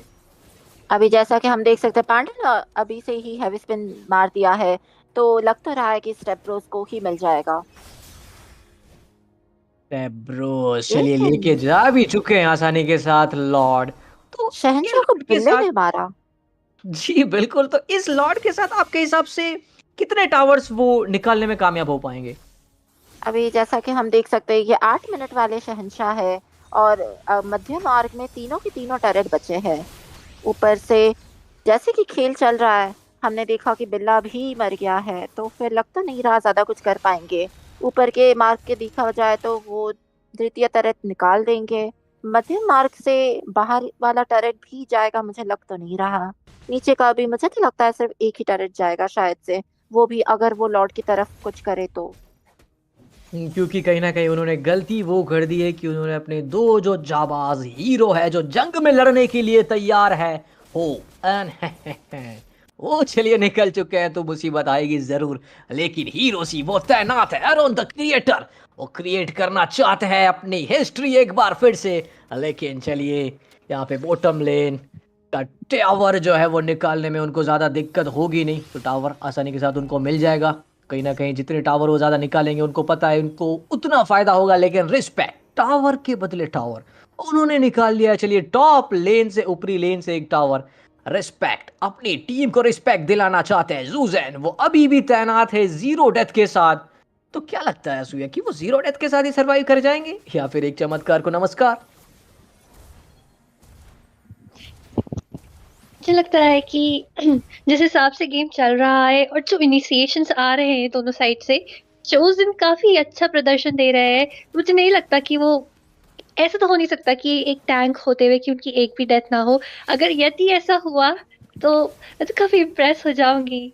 ऐसा जी, बिल्कुल, वो आपकी जो बातों से हमको लगा ज़रूर कि आप चलिए यहाँ पे जोश में ज़रूर है दोनों टीम को यहाँ पे प्रोत्साहित करने के लिए। लेकिन उसके साथ एक बार फिर से चलिए इम्प्लोजन का इस्तेमाल हुआ ज़रूर है और उसी के साथ होप एक किल दिलाने में कामयाबी ज़रूर हासिल करेंगे। लेकिन रियल वर्ल्ड मैनिपुलेशन उससे बचना चलिए मुश्किल होने वाला है। उसको भी चलिए भेदा ज़रूर जाएगा लेकिन रिस्पेक्ट वो अपनी टीम को रिस्पेक्ट दिला के ही छोड़ेंगे। आज डबल किल निकाल चुके हैं, तीसरा किल के लिए वो जाना चाहते हैं लेकिन मीरियो वो चलिए बब चुराने की कोशिश पूरी थी लेकिन हीरोसी वो तैनात है। होप वो निकालने में कामयाब हो जरूर जाएंगे लेकिन यहाँ पे मिड लेन का टावर खोना पड़ेगा उनको शायद। जमान फोर्स का इस्तेमाल फोर्स करने की पूरी कोशिश मीरियो लेकिन वो तैनात है वो यहाँ पे मारने के लिए। लेकिन होप वो अभी भी अपनी टीम के लिए उम्मीद रखे हुए हैं। यहाँ पे 0 HP 1 HP पे सरवाइव करते हुए भागना पड़ेगा, एस्केप करना पड़ेगा। लेकिन चलिए थोड़ी देर के लिए और मैच थमेगा। एक बार फिर से लॉर्ड का, एक बार फिर से शहंशाह एमएल का आगमन होगा। क्या लगता है मीको, इस बार लॉर्ड निर्णायक होगा या फिर मैच अभी लंबा चलने वाला है आज? मेरे हिसाब से अभी भी मैच काफी लंबा चलेगा। ये 12 मिनट का शहंशाह है तो फिर दोनों को ही लड़ना पड़ेगा क्योंकि दोनों को ही पता है कि अगर वो इसके लिए नहीं लड़ेंगे तो काफी दिक्कत होगी। लेकिन इम्प्लोजन को मारते हुए वहां पे रियल मैनिपुलेशन में वो लोग फंस चुके हैं।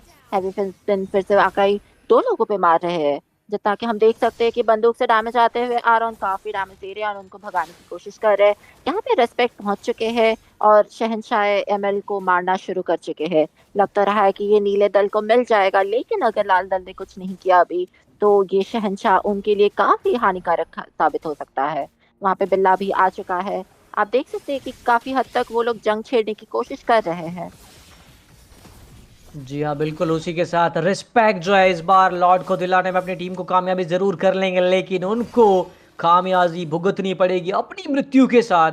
तो कहीं ना कहीं थोड़े से अच्छे समाचार है लेकिन क्या वो डिफेंस कर पाएंगे, क्वेश्चन वो भी निकल के आता है। तो क्या लगता है मेको कि लॉर्ड डिफेंस होगा?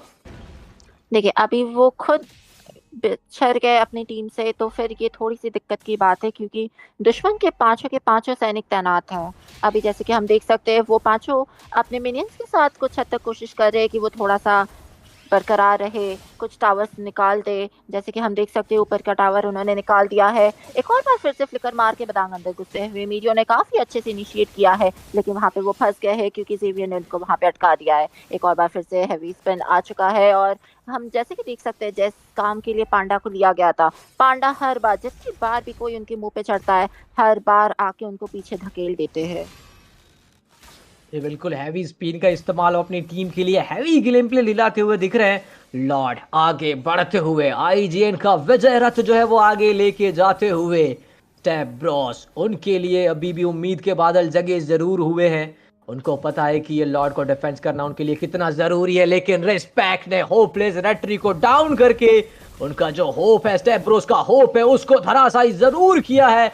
उसी के साथ लॉर्ड आगे जा चुके हैं लेकिन डबल किल हीरोसी एक बार फिर से चलिए हीरो उभर के आते हुए रिस्पेक्ट को रोका है उन्होंने। रिस्पेक्ट का जो आक्रोश था उसको शांत जरूर करवाया है लेकिन देखते ही देखते लग रहा है कि आईजीएन जो है वो फोकस करते हुए दिख रहे हैं कि जितने जल्दी हो सके, जितने ज्यादा हो सके उतने टावर निकाले जाए मेरे को।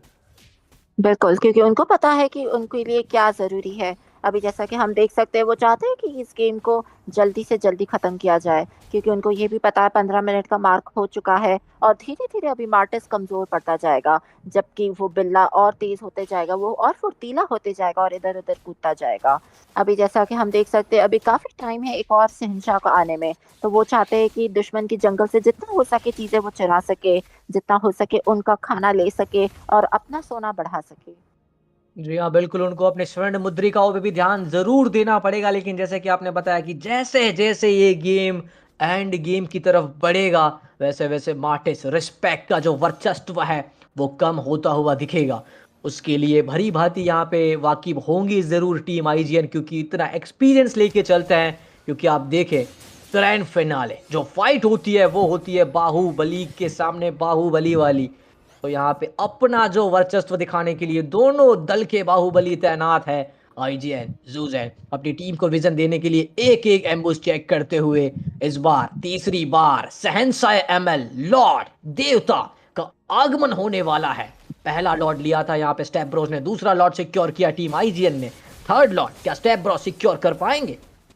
अभी जैसा कि हम देख रहे हैं होपलेस रेट्री का काफी होपलेस लग रहा है क्योंकि उनका अभी 0-4 चल रहा है, लेकिन इसी के साथ रिस्पेक्ट को निकाल दिया है ज़ेवियर ने। ज़ेवियर पीछे से काफ़ी डैमेज देते हुए हमें दिख रहे हैं। अभी जैसे कि हमें पता है अभी रिस्पेक्ट नहीं है, तो ये तो लॉर्ड लग रहा है स्टेब्रोस को ही मिलेगा। आरॉन वहाँ पे अभी भी डैमेज देते हुए वो चाहते हैं कि अगर हो सके तो वो लॉर्ड चुरा ले, लेकिन आपके बाहुबली भी वहाँ पे तैनात है। वो देखने की कोशिश करे कि कौन कहाँ पे छुपा हुआ है। जी बिल्कुल, वो विज़न देने की पूरी कोशिश कर रहे हैं होपलेस रेटरी। वो ले सकते हैं लेकिन डिस्ट्रॉय करते हुए चलिए मिड लेन का टावर ज़रूर तोड़ने में कामयाबी हासिल ज़रूर की है होपलेस रेटरी। उनकी काफ़ी एचपी कम है, लेकिन चलिए ज़ेवियर द सेवियर निकल के आते हुए यहाँ पे उन्होंने एरन द क्रिएटर को भागने के लिए मजबूर किया। उसका फ़ायदा ज़रूर हुआ है, लेकिन क्या देखना रहेगा कि टाइग्रियल वो अपनी मौत को लेके गए हैं, लेकिन वो बचने में कामयाब हो पाएंगे? जी नहीं, मौत के साथ गए थे, मौत का चलिए सामना करना पड़ेगा। टीम आईजीएन जो है वो टाइग्रियल भीम को निकलने में इतनी आसानी के साथ देना नहीं चाहते थे और किल उन्होंने सिक्योर किया है। और उसी के साथ लॉर्ड आगे बढ़ते हुए, लेकिन इनके पास इनके जो गदाधारी भीम है, इम्प्लोजन का इस्तेमाल करने वाले जो टाइग्रियल है वो है नहीं। तो क्या लगता है कि कोई टावर एक आध मिल पाएगा या तो फिर आसानी के साथ लॉर्ड का डिफेंस कर लेंगे टीम आईजीएन? हालांकि ये 18 मिनट का लॉर्ड नहीं है, बट ऐसा हो सकता है कि इनको कुछ टरट्स मिल जाए। अभी सारे के सारे अंदरूनी टरट्स ही बचे हैं। अगर मुझे लगता है कि सुयो को ऊपर की तरफ या कहीं और जाके अलग से पुश करना चाहिए, क्योंकि वो अभी भी 0-4 पे है। वो टीम फाइट्स में तो ज़्यादा कुछ कर पा नहीं रहे हैं, लेकिन अगर वो दूसरों का ध्यान भटका सके, अगर दूसरों को अपनी तरफ आकर्षक कर सके, तो मुझे लगता है कि उनका टीम कुछ हद तक डैमेज दे सकता है। एक और बार फिर से फ्लिकर मारते हुए रियल मैनिपुलेशन भी साथ में आ चुका है, बट वो वहां से भाग रहे हैं। भागने की पूरी कोशिश, लेकिन around the creator the unstoppable, अब उनकी जो बंदूक है वो ताबड़तोड़ चलती हुई। ग्रेंजर वो चलिए अब आक्रोश दिखाने के लिए तैयार है। अब रिस्पेक्ट शो बंद होगा, लेकिन अराउंड द क्रिएटर का शो है जो स्टार्ट होता हुआ दिखने वाला है। जुजैन आगे चले, लेकिन इलू वो तैयार है अपने टीम के जेवियर द सेवियर को बचाने के लिए। लेकिन क्या वो उनका ये मूव है, जो उनका दाव है, वो सही रहेगा? क्योंकि एक मेनियन के दम के ऊपर वो इन्वेटर टावर मध्यम लेन का मिड लेन का तोड़ने के लिए तैयार है।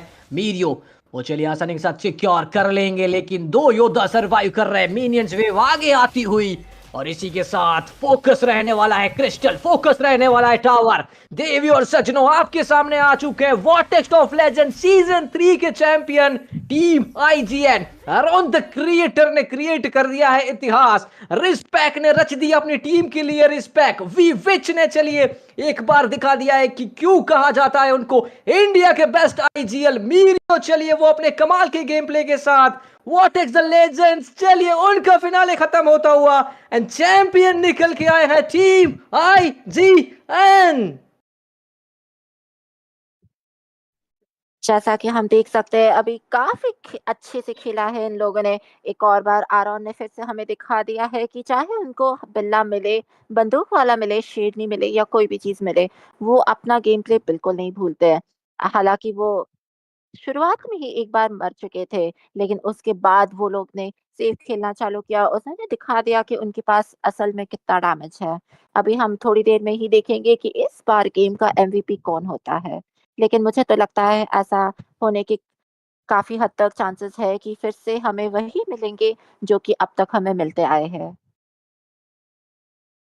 जी बिल्कुल, चलिए एक बार फिर से एमवीपी मोस्ट वैल्यूएबल प्लेयर का खिताब लेके जाते हुए दिख रहे हैं रॉन। एक बार फिर से अपने फैंस की उम्मीदों के ऊपर खरे उतरे हैं रॉन।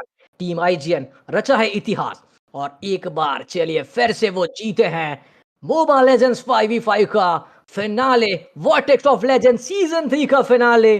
चलेंगे वापस से एक्सपर्ट के पास, चलेंगे वापस से हमारे गेस्ट के पास, होस्ट के पास। आसूया, क्या आप कहना चाहेंगे इस गेम के बारे में और टीम आईजीएन के गेम प्ले के बारे में? टीम आईजीएन के रॉन द क्रिएटर जो अपनी टीम के लिए क्रिएट करते हुए एक और विक्ट्री, एक और टाइटल, उसके बारे में। काफ़ी प्रभावशाली प्रदर्शन था आईजीएन के ओर से। और ऑफ कोर्स जैसे कि आप सबने भी बोला, एरन, यही है एरन जो सब कुछ क्रिएट करता है। जैसे कि उनका नाम है, वो अपने नाम पे खरे उतरते हैं। उनको पता है किस सिचुएशन में कैसे पोजीशनिंग रखनी है।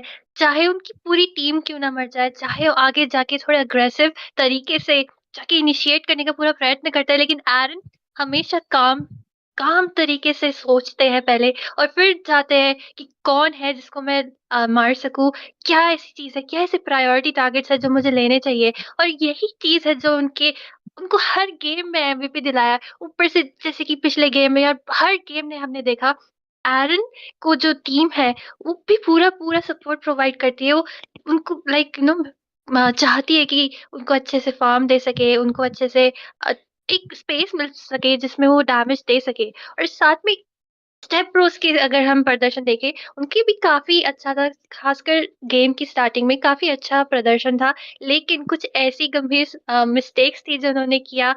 जैसे मैंने देखा हैरिस जो था, उनको थोड़ा वेट करना चाहिए कि मेरा जो टैंकर है, जो रोमर है या फिर जो ईएक्सपी वो थोड़ा डैमेज ले या इनिशिएट करे। लेकिन वो साइड से वो कोशिश कर रहे थे कि वो पीछे जाके एरन को मार सके या फिर उनकी ईव को मार सके। लेकिन ये दोनों जो हीरोज़ हैं, उनके पास इतनी रेंज है कि इतना आसान नहीं है एक हैरिस को उनको जाके मारने के लिए, क्योंकि अपनी टीम तो चाहिए ज़ोन करने के लिए पहले।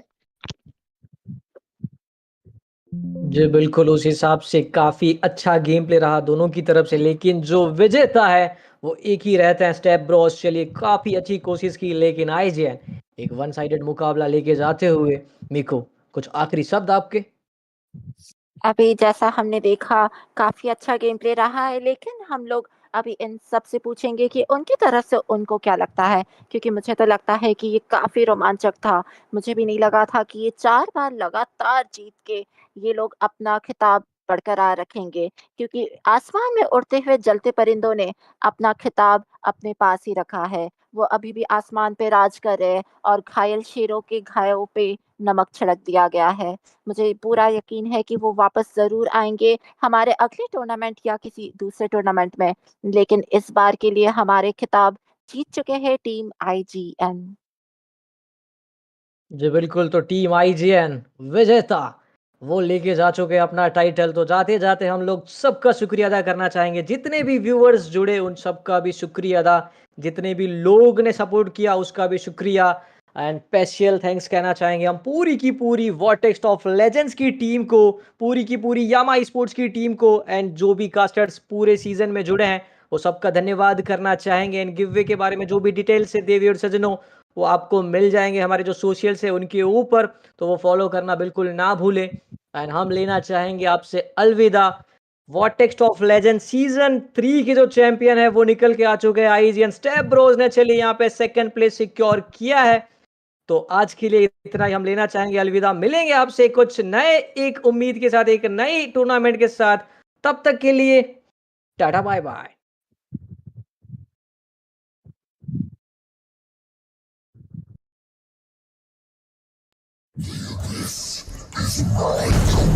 Welcome to the Vortex of Legends season.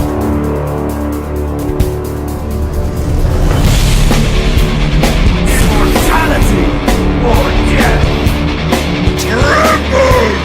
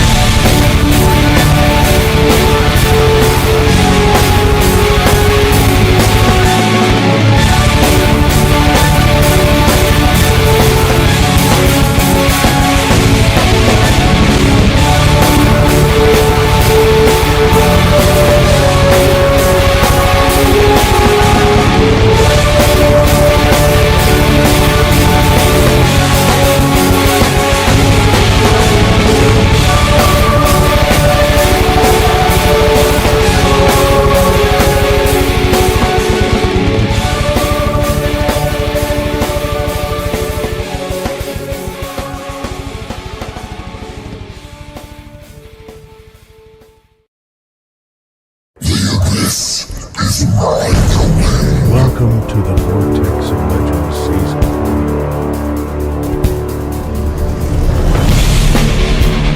Immortality or death. Tremble!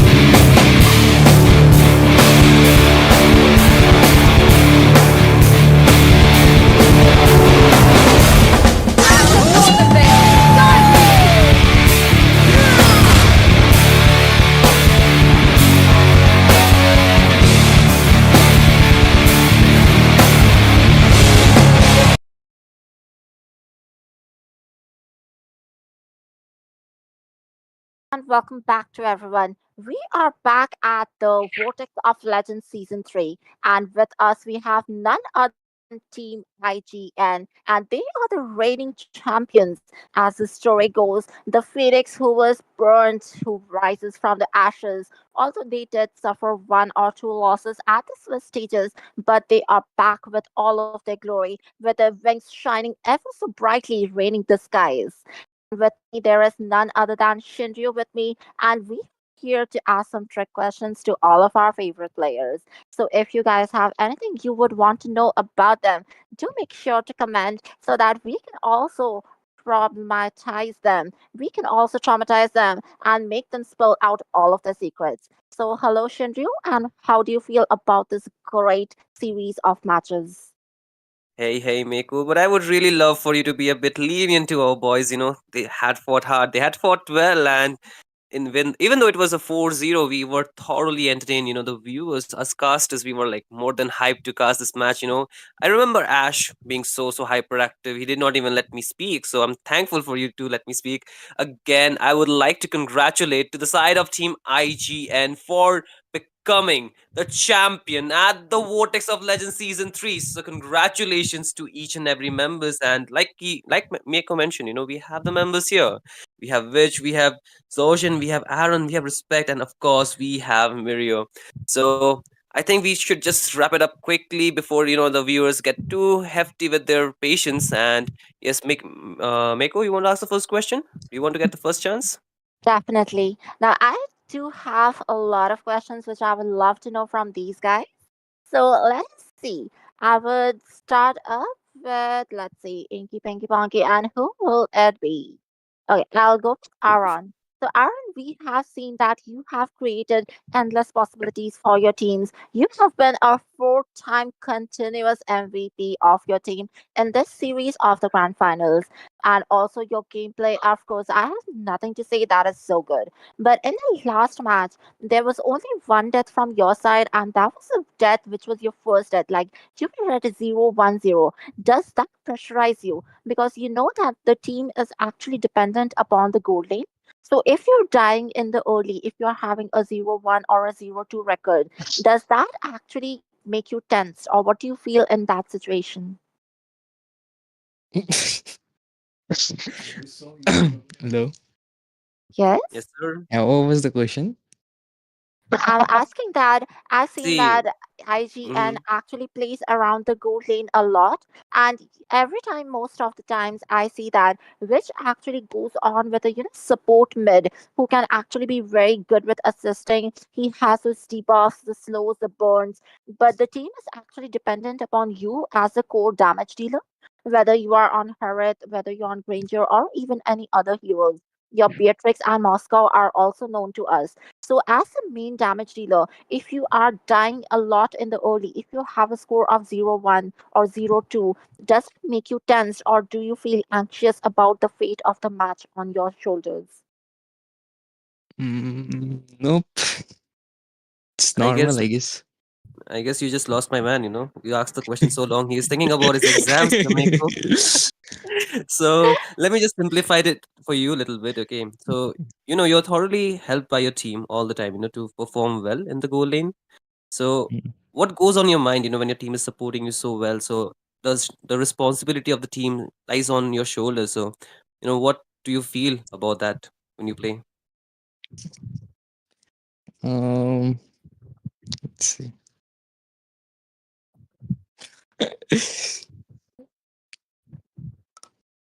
Are you a chill guy or what? You just hmm? You don't have to feel the pressure, buddy. You can just take it easy. Just answer it, whatever you want to say. We would love to get your honesty.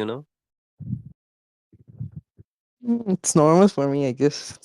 They just Mm-hmm. help me farm and then I do my thing. Mm-hmm. I bet you're like very comfortable around the boys, so you don't feel too much pressure, right? Yeah, yeah. Yeah, makes sense. It kind of shows in your gameplay, so we always have I think most of the viewers who are watching you play the goal lane would love to get some tips about how you actually manage your goal lane so well. Any tips that you want to give to our viewers? I don't know. I guess I'm a bad laner. Not too good. Mm. So, Eiko, what do you feel about that? I definitely feel I need someone some. is lying and he just wants to keep all of his secrets to himself, guys. So this is technically, the person who comes and he's like, "Oh my god, we have an exam today. I definitely did not study. Oh, we are gonna fail together." And this guy backstabs you at the end moment and gets the top marks. And you're like, "Bro, I trusted you. How could you do this to me?" And this is exactly how they do it to you. But congratulations, Aaron. We definitely know that you are one of the best goal laners out there. And we have been watching all of your gameplays and hoping to learn a bit to be like you. Coming Thank to you, think thank about it, you. the support coming in for the goal lane, I would love to ask something to Zauzan as well. Zauzan, as a roamer, I did see that in the last match after you saw that Tigreal has been picked, you definitely went in for the counter that is Akai. Now, in this match, Akai is not really a first pick. And this currently is the meta where, we go for the flex picks, which are Roam or EXP, something that can be inter-exchange like Hylos, Gatot Kacha, sometimes Edith, Hilda, Matilda. Like basically, we see EXP and Rome being chosen very forward, like the first picks. So you with a possibility to counter pick. How do you feel if you're forced to first pick every time? I don't feel anything. Like we just communicate, and then like we decide to pick whatever the hero is better for the game. So it's just up to the draft, like to our decision. If I have to say, like I don't feel pressured or anything. It's just Definitely. normal. So I'm just asking, like, what do you feel like? Do you think that getting a roamer as a later pick is better because you can just pick a counter roam? Or is it better to like pick other heroes? Because mages and all, they are not really counter because of course I do realize that Witch does have a huge hero pool. But at the same time, it's not exactly a counter pick. It is more like a comfort pick or a ranged pick or something, a tower mage and all. So while there is a possibility of you picking some other heroes, if you are going with the meta, you are completely comfortable with it. Hmm. I mean, if we get to pick the uh OP picks in the first, if it's open, then like I'll definitely go for the first pick. But if we don't have the OP heroes in the free picks, then we decides to like just wait to see and pick. in the later phase of the draft. So that's how it is. That is interesting, right, Meko? Definitely. Now, this is really good So communication and understanding between them. What do you think, Shinryu? definitely, it kind of makes me want to ask him a next question, which is, he was a new member for IGN this season. So, how does it feel for him to actually, be the new member of the squad and also adjusting to the members who are already playing for so long together? So, how do you feel, being a new part, being the roamer, being, the most relied person for the team? Mm, I mean, I'm not that new to them because I used to play with them back then. But it's just that I'm just new to them these days. This season, I guess. I used to play with them from before, so like I don't feel that much uncomfortable or anything. Like I know them from before. We are friends, so it's I can communicate and like play with them pretty well for now, but more to improve, I guess. Definitely, buddy. You know, it always comes down to the roamer when it's to those, when it comes down to the late game where, the team is kind of lacking behind and you have to think, whether you go for the engage or whether you actually, whom to mark in those team fights sometimes. So do you think it is more your instinctual or do you hear your team, when they say you mark somebody like this? Like, what is your get go at that moment? Hmm. Okay. So some mostly like Smith, which is the short caller, so I listen to him, but it depends on me as well. Like if I have to know what I'm doing. So like if I think what I will do is right, then I just give away the goal straight away and then I go for it. So most of the time I listen to which, but there is time where I do my setup and my on call as well. Yeah. Okay, that's really interesting to know, isn't it, Mako? Definitely. Now, talking about new people and the responsibility of friends, I would love to shift my focus to Mirio because I can see a time when respect was really low and he was in the enemy territory. Not only was he in the enemy territory, but he was trying to escape from within their turrets. And there came in Mirio at the clutch moment, and such a good fist crack, fist break, and clash went by Badang. And how did that make you feel, Mirio, as the savior who was saving respect? Did you get some respect from him? Did he thank you on the voice call? Or was it just a mutual understanding between bros?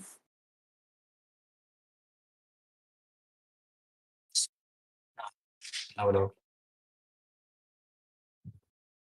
Oh, no. Yes? Yes, Hmm. but yes, you're audible, sir. Uh, Go ahead. I mean, I don't expect thank you from you because it's my job and that's what I need to do. So yeah. I would really appreciate if you can come closer to the mic. We would love to hear you much more clearer. But again, I think what Mako mentioned was right. You're also a new member of the squad, so also a lot of responsibilities are on you. So, what's your actually the mantra when you play with the players? Like what do you actually think about? How do you actually adjust to them to such an extent that it does not feel unnatural to them to play with you with so much reliance on you?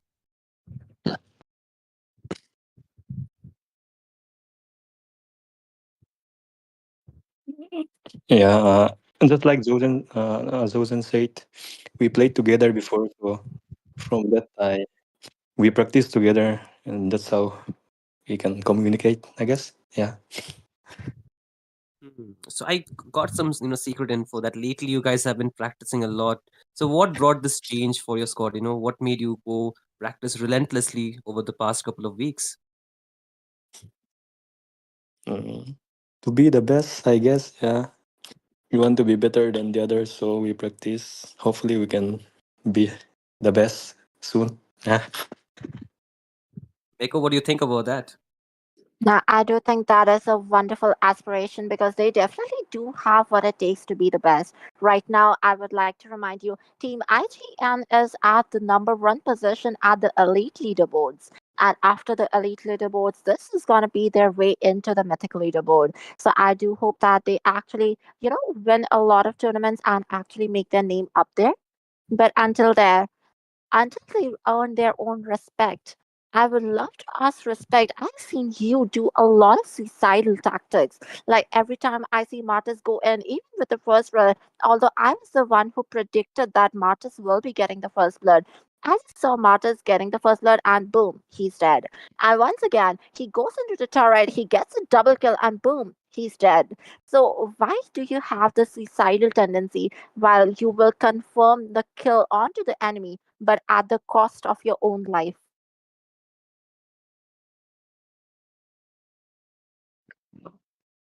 Sometimes you need to like, this is just my opinion, okay? I mean, it is just my take, but like, I think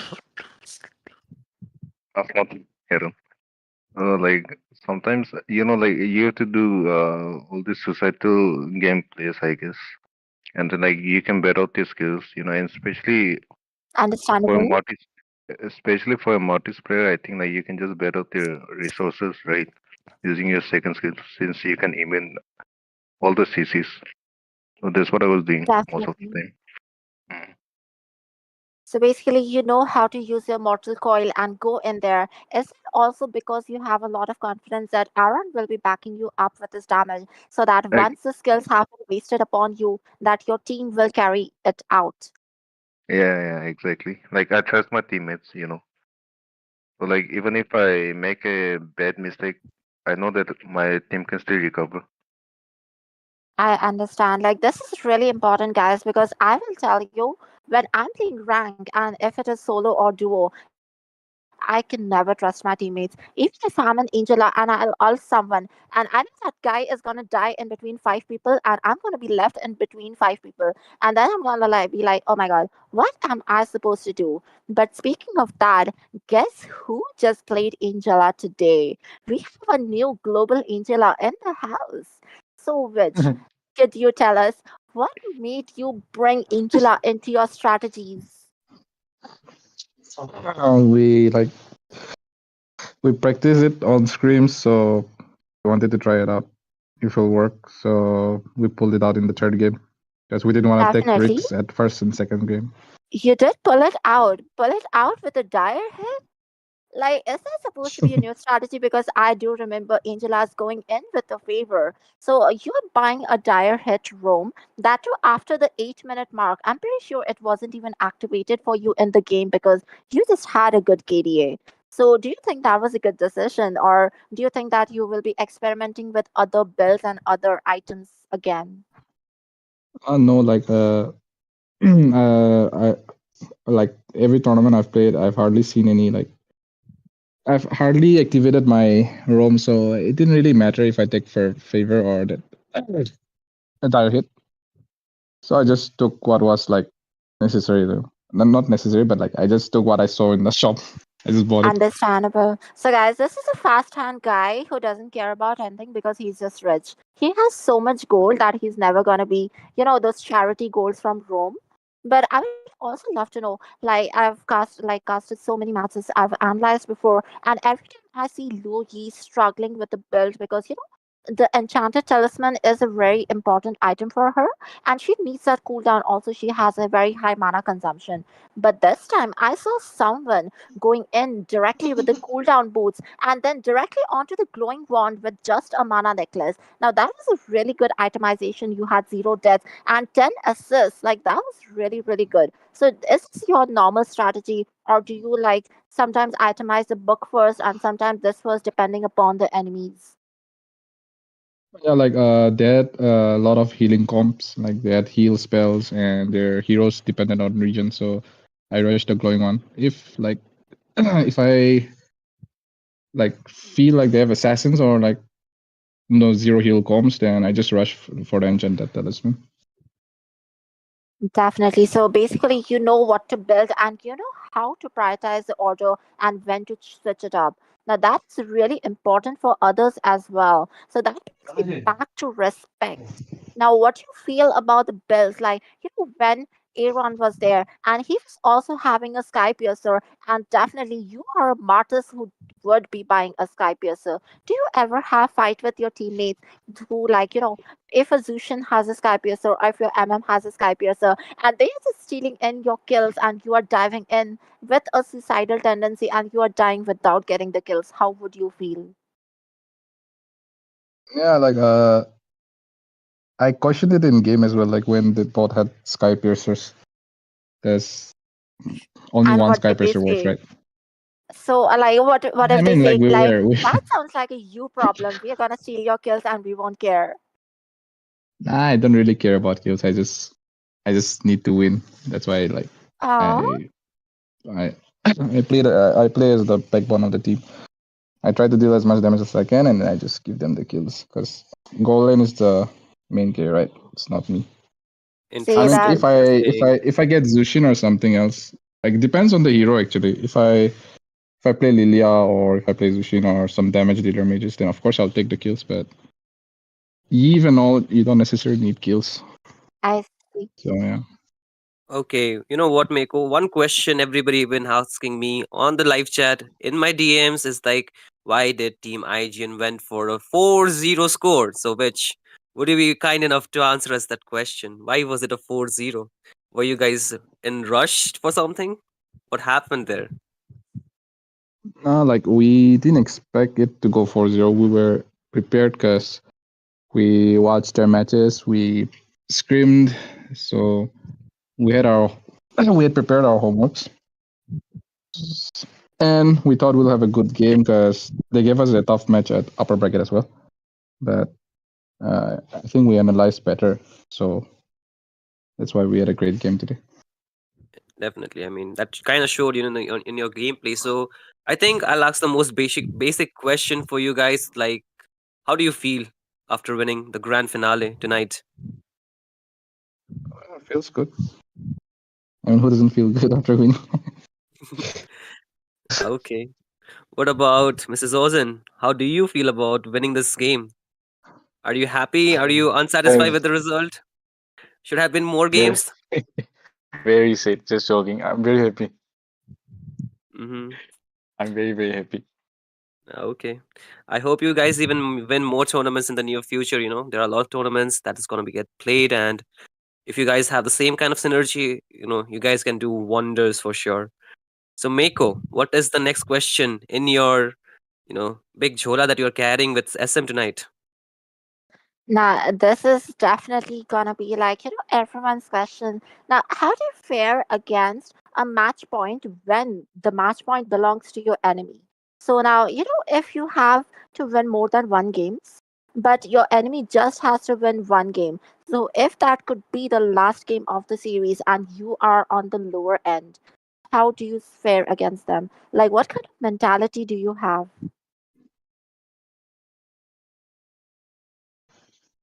Uh, we've not come in a situation like we haven't faced this situation, so I can't really say. But it's just that we have to cheer each other up and like not blame each other, because we can like correct each other after the tournament is over. But we just have to keep our mentality calm and yeah, just try for the comeback. One question which just dawned on me right now is the fact, in a few tournaments that I've seen, you really love to spam the Novaria. And this time around, we didn't see any Novaria coming out of from you. You just picked Angel out of nowhere. So, what made you change on the option of Novaria to not go for that hero any longer? I didn't feel like I needed to pick Novaria this time around, so yeah, I didn't go for it. So, is that a comfort pick, or you are too confident on that pick? What is it like? Is it a secret weapon for you? It's like when I don't have any heroes to pick, I just pull out Novaria. Interesting, interesting. So, Okay. Meko, So I would what's the love next to question? ask you what a lot of people have been asking us to ask you guys. So you guys have been in this situation, like, in this scenario for a long time.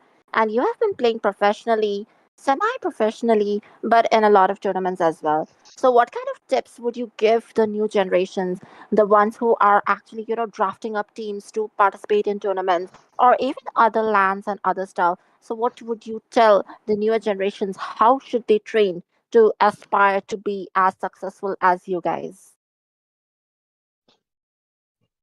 Uh, just grind up ranks, scrim against like teams which are at your own level, which you feel you are at your own level. Because if you scrim with good teams, yeah, you'll learn, but you'll demotivate yourself as well. So try to balance it out.